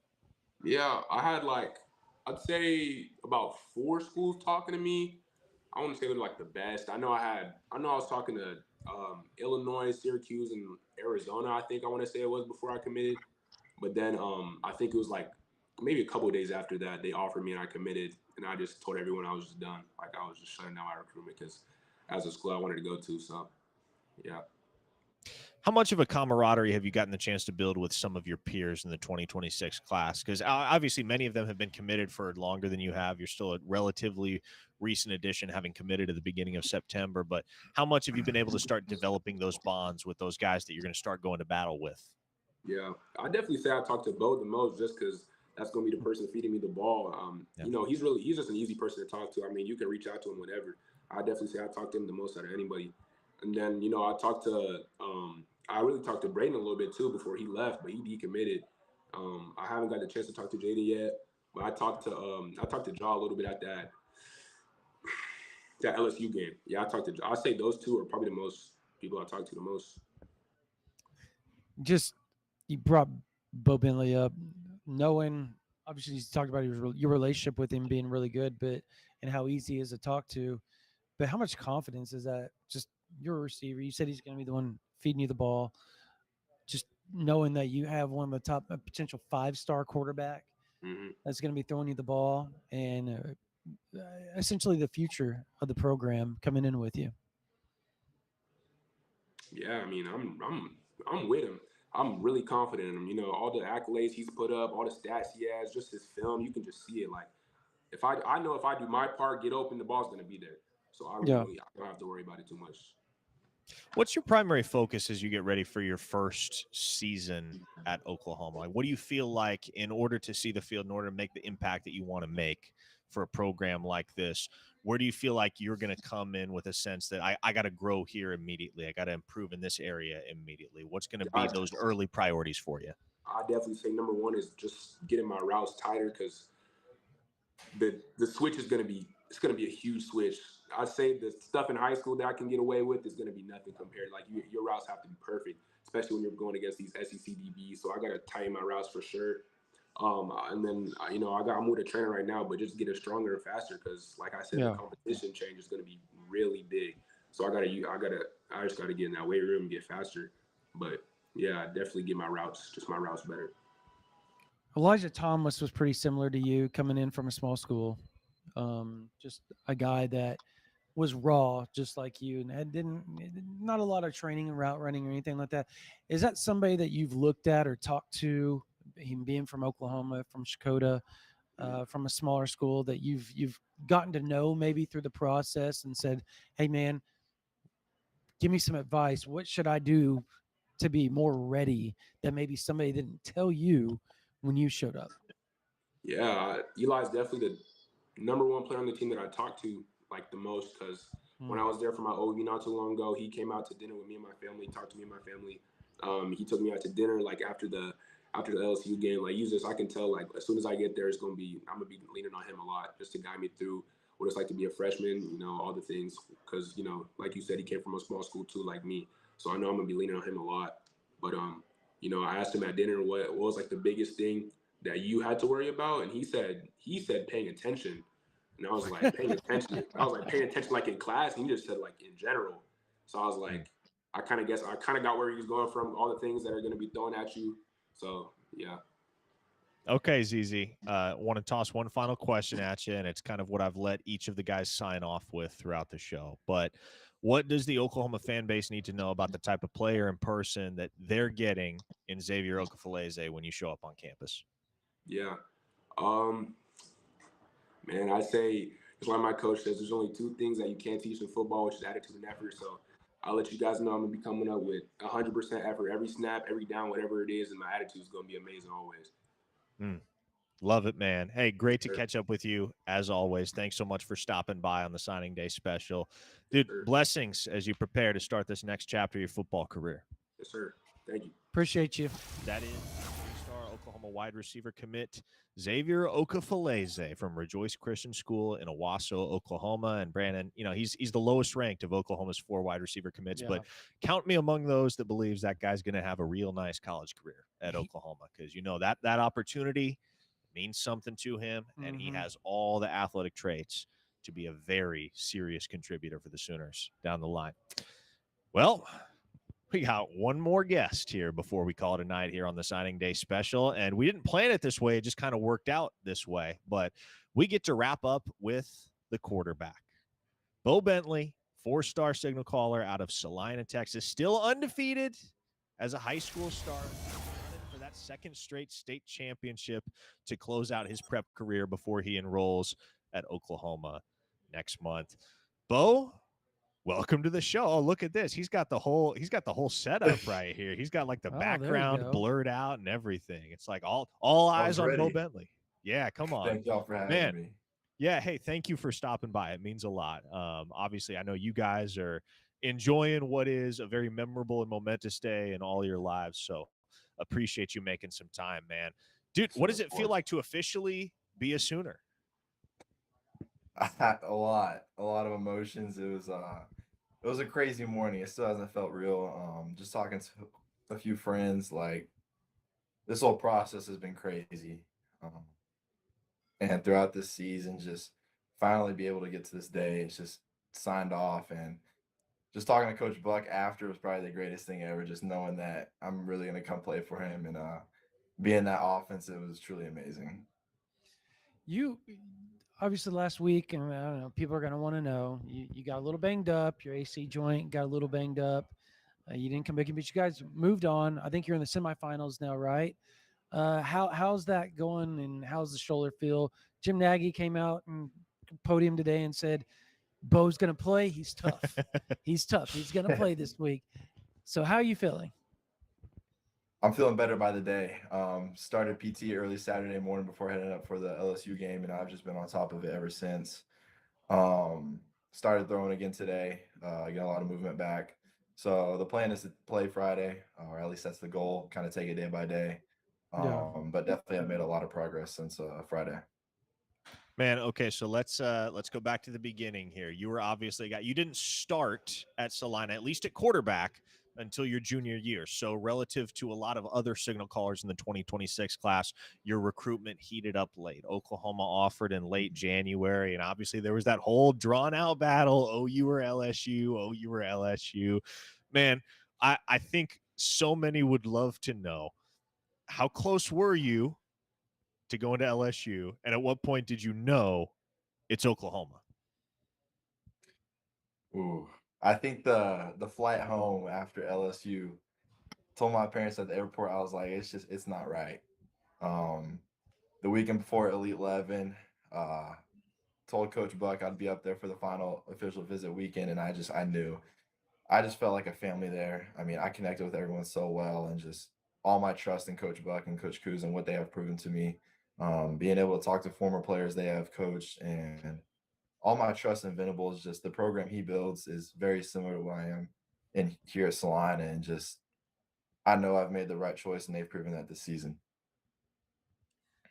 When Coach Arbuckle first got to Oklahoma, there was a quarterback committed in Jaden O'Neal. They still push for you, and it seems like they made you the priority. Was there ever just a question of if they were going to have two? Did that bother you? Was there anything that maybe you thought, hey, I should go somewhere else because they already have a guy committed? Or was that Oklahoma offer, did that mean so much to you where you were just, it was what it was at that point? I don't think it ever really bothered me. I knew no matter where I went, I would have to compete, and no matter if there was two quarterbacks in the class, I wasn't scared of anyone, no matter who is in the nation. I know that I'm gonna come in and compete and give it my all, and just I don't think I ever had a second thought about it. Now, Beau, as you've just kind of navigated life as a commit over the last several months, you've been at every single home game, I believe. You've been at every single OU home game throughout the fall. Besides the So for Mizzou. you, oh, you didn't make it to the Mizzou game? Didn't make But it. all but one, close enough. But man, what's kind of been your main focus as you've been showing up on Saturdays? Is it just to develop more camaraderie with the coaching staff? Is it to help recruit some of these skill position guys? Like when you show up every weekend at Oklahoma, what is it primarily about for you? I would say definitely the connection with the coaches. I mean, I've always had that since day one with them, but really the recruits, being able to sit and talk with them, pregame, postgame, kind of hang out with them, get to learn who they are, and just kind of develop that connection, even if their offers or not. But I just think that was the biggest thing, getting close with some of the commits that I haven't really been around, especially in the official visit season, being able to grow that connection that I never really had. And then also just trying to recruit kids that may have not committed to Oklahoma. All right, I can't hear a lot of what you're saying just because my headpiece died, but just overall your relationship with Coach Arbuckle, the growth that you guys had in that from the time he got hired to now, what has that meant to you, and how much did that play into your final decision? A lot. Most of it. I mean, just the connection me and him had was something different.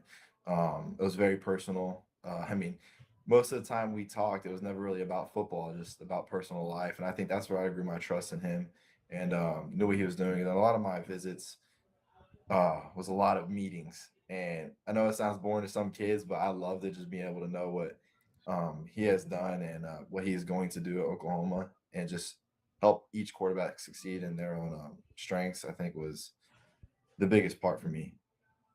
Man, how exciting has it been to see the way that this OU front office and staff has been able to close down the stretch on some key targets for you? Jazir Rogers, for instance, at the end of October, flipping Jaden Petit on Thanksgiving Day. Man, I know you were involved in all of that as well, but how encouraging is that for a young quarterback to know, hey, when I show up, I'm going to have some serious weaponry at my disposal? Dude, like every other quarterback would say, it's amazing just to have those guys to lean on. If you have a bad ball, they're gonna make it look great. And just not only are they great players, they're great guys, and on and off the field, they're just so amazing to be around. I haven't known him long, but being able to text with him and Daniel and Jaden was tough to get, but he was on my OV, so we've known each other for quite a bit. I just think having those guys around me will help me succeed, and I think I definitely will help them.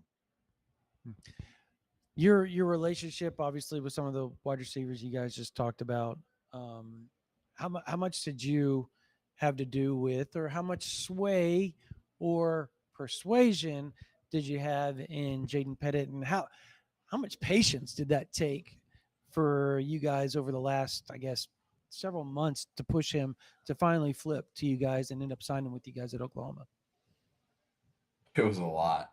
Ever since I committed, it was probably weekly text from Nagy or Taylor Red, just like stay on him. Like even when he was committed to Wisconsin, they were like, he's not going there, he's not signing there, and I believed it too. And just after each home game, like, hey, get on Jaden, like, got to get him. And so I think that was huge for him, was me reaching out to him and talking to him. I think one of the games was Auburn or I can't remember exactly, but being able to talk to him one-on-one, just give him the real news, I think was huge to him. And just growing that connection, help him build trust in me. And I think that's ultimately what it was. Okay, Beau, we have a couple listener questions for you. Les Wilson wants to know, Beau, we know you're tough and you're a winner. In your own words, in your own mind, what makes you a good leader? I think I lead by example, the things I do on and off the field. Early mornings, late nights, I think it builds the trust in my teammates. I think they see that and then they want to get better. And then overall, this makes a great team. I think that started pretty early on in my life. I'm just like being the guy. And I think when I'm the guy, everyone else wants to follow along and just set an example to everyone around me, to my little brothers, being that guy to them. It's just, I think it kind of shows truly who I am. Hey, one of your brothers is joining you at OU this year, isn't he? Yes. I think next fall. How cool is that, man? It's a dream. I mean, just me and him being able to talk about that and it actually happening. I remember on the sideline when he actually committed, it was like, whoa, this is real now. And we're both very excited just to be together. Having him there with me will help a lot, especially with him being in college for 2 years now. He has a lot more knowledge on how things roll, but I'm very excited to have him there. Bo, we got another listener from Duran82. He asked, which player are you most excited about playing with at OU? I know that's kind of a general question. And then he said, what team are you most excited to play against? Play with probably Jake Kreul. I can't wait to go against him in practice. Pretty big name. I just can't wait to see what he's truly like on the field. I mean, I believe he's a dog, but I'm excited to be around him. And then definitely Texas. It's a rivalry. Can't wait to whoop up on them. Can't wait to whoop up on him. Words you love to hear from your future quarterback. Man, I want to talk about the connection with John Mateer. I want to give you the opportunity to talk about the connection with John Mateer because he was so much of a fixture on your OV that he was in some of the OV picks. So, man, what's it been like just kind of building the connection with him over the course of your recruitment at OU?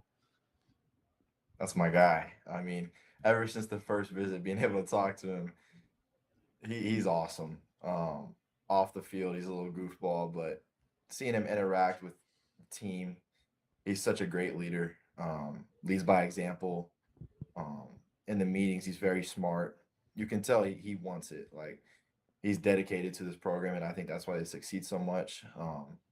When he has a bad game, everyone's going to surround him and make sure that he's not getting the bullets he doesn't need.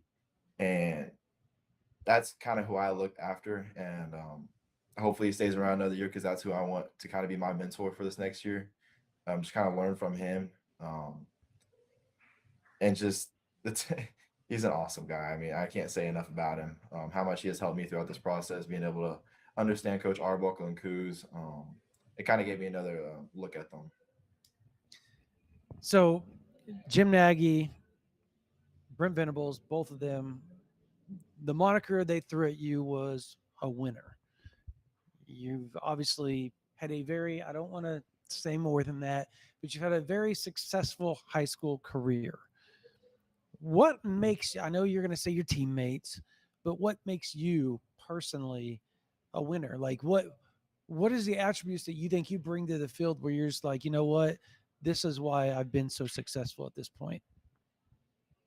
I think no matter how the game goes, I'm the same person. If we're down, if we're up, I think the game's not over until the clock runs out. And no matter what team we're playing, I'll never fear them. I'm just excited to go out there and do what I love. And I think all the hard work outside of the field just kind of wears off during that game. And just, I think my motivation to other players kind of builds them up, especially in tough moments. Last year in the semifinals, we had a tough moment. We were down by 6. And I think my motivation to them kind of helped us go in and score and get that W. So I think just me being the same person throughout the game kind of wears off on everyone else. What do you think, Beau, is the primary reason why this program is going to be poised to compete for championships during your time at Oklahoma? What's the main reason why Oklahoma is Oklahoma and they're back in the upper echelon of college football? It's a family. You can lean on each other no matter if it's the kicker and the quarterback. I mean, everyone's going to work together. Everyone's going to push each other. And I think truly when it comes down to hard moments, how can people come together and overcome those? And you see a lot of teams fall when they're not such like a family. And I think that's kind of says a lot about Oklahoma. Comes from coaches, the community. I mean, you just look at the sold out crowds. That says a lot. The support. And I think that's kind of what it is. When you see everything that Oklahoma returns next year and the potential that they have, just program, the culture that Coach Venables, Coach Arbuckle, that whole staff has been building, how easy has it been for you to reach out? How easy has that made it for you to reach out to other recruits and just be like, hey, man, look, this is what's happening. You see, everybody thought the 6 and 7. Now look at it, and they're just kind of scratching the surface with how young they are. How easy has that been to help you recruit other players to come join you? I think it's huge. Starting off in the spring, telling them that this is going to be a different program, bringing in Arbuckle, bringing in Nagy, and I think that's where my kind of trust in them began. And then just kind of throughout the fall, getting to tell recruits that, and I think them kind of seeing that throughout games, and then the schedule. I mean, us going on the road and beating Bama, beating Tennessee, winning those games, they were kind of falling in love with it and kind of actually built the excitement around OU, which has already been there. It's just they had to prove it on the field, and when they did, I think all those recruits loved it. Beau, we don't want to take more of your time than we promised, so it's about time to wrap this up and call it an evening on the OU Insider Signing Day special. But, man, before we let you go, I'll give you the floor just like I've given everyone else the floor. What do Oklahoma fans need to know about the player and person that they are getting in Beau Bentley? Like y'all said, I'm a winner. I mean, check the resume. I'm going to come and win on and off the field. I just think that kind of wears off into everyone else. They see that, and then they get motivated to go out and do the same thing. Hey, Beau, thanks so much for making time tonight. We look forward to seeing you in Thank the y'all. Crimson this spring. Appreciate you, man. Yes, sir. I can't wait. Good luck. Appreciate y'all.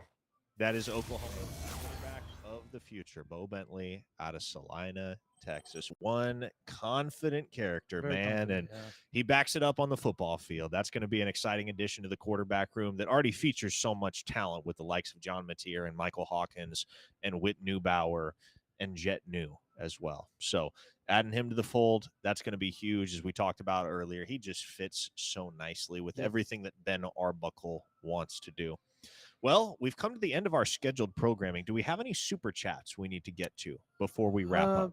That would be a good question. I know they've been stacking up. I also know, though, that many of them have been oh, yeah, here we go. Last two super chats to come back to per our producer. I guess we only missed two of them throughout the show. All the others were directed at the recruits themselves. But Jerry Steer, 1274, said, hoping for an OU home game in round one, coming from Arizona and already booked an Airbnb. Well, Jerry, that means you were rooting for the Georgia Bulldogs this weekend. You want chalk. You want Georgia to win. You want Texas Tech to win the Big 12 championship game over BYU. If those two things happen, it's a virtual certainty Oklahoma is going to be playing a first-round playoff game in Norman, Oklahoma, which would be unbelievable. And Cole Birdwell asked, how many of the kids will be early enrolled? Will any be on campus for bowl prep? That's a good question. I don't know on bowl prep, but as we mentioned earlier in the show, 21 of the 24 will be enrolled early. I believe the only three that won't are Xavier Okafalese, Nick Nelson, Matthew Nelson, and I believe James Carrington I think is the those are third. the third. So all the others, though, will be showing up in January, ready to participate in spring ball with the Sooners. Before we call it a wrap, I want to take this opportunity to thank so many different folks that have participated and had a hand in putting on the 4th annual OU Insider Signing Day special. As I said at the top, It is genuinely something that we look forward to bringing you all year long. And we only get to do this once a year. It's been a blast here at Coach's Corner. Come on out to this place right on the corner of Lindsay and Barry. You can't miss it as you're driving either to or from OU's campus. It's run by Corey and Terry Wilson. Corey played defensive tackle here in the early 90s, and they are phenomenal human beings. David Goodspeed and the folks at OEC Fiber, cannot thank them enough for powering the OU Insider Signing Day special as they have done in years past. I am an OEC Fiber subscriber, and again, I can affirm that they provide the fastest and most reliable internet and best customer service you're going to find anywhere in the OKC metro area. Thank you to Riverwind. Thank you to Janiking, the king of clean. And thank you to each and every one of the Oklahoma signees that made time to appear on this program. Big shout out to our producer, Spencer Forsyth, who did so much of the legwork to make sure that this show was aesthetically appealing and compelling over the last 3 hours. And thank each and every one of you that tuned in for any duration of time tonight. At one point, I do believe, yes, we had 5,600 people watching simultaneously, and Lord knows many more that were tuning in on and off throughout the show. So what a night. What a day for the Oklahoma football program, signing 24 very talented new members of the football program to scholarships. We look forward to covering all these dudes on behalf of OUinsider.com once their respective collegiate careers begin. And we will continue to bring you the best football and recruiting intel in the Oklahoma market over at OUinsider.com, where today you can jump on board for just $1. That's right, folks. You get your first week for $1. Check us out. You don't like what you're being fed. You don't feel like you're getting what you're paying for. You can walk away, no hard feelings. But we tend to think that our work and the work of our colleagues, Jesse Crittenden, Brody Lusk, Spencer, and the rest will keep you around and keep you a member not only of the OU family, but of the OU Insider family. We love what we do. It is all thanks to y'all. And with that, we bid you adieu from Coach's Corner here in Norman. This has been the OUinsider.com signing day special. Thanks so much, folks. You have a phenomenal evening, and we will see you next Wednesday for another unfortunately regular installment of OU Insider Live. Until then, for Brandon Drum, I'm Parker Thune. Everybody take it easy.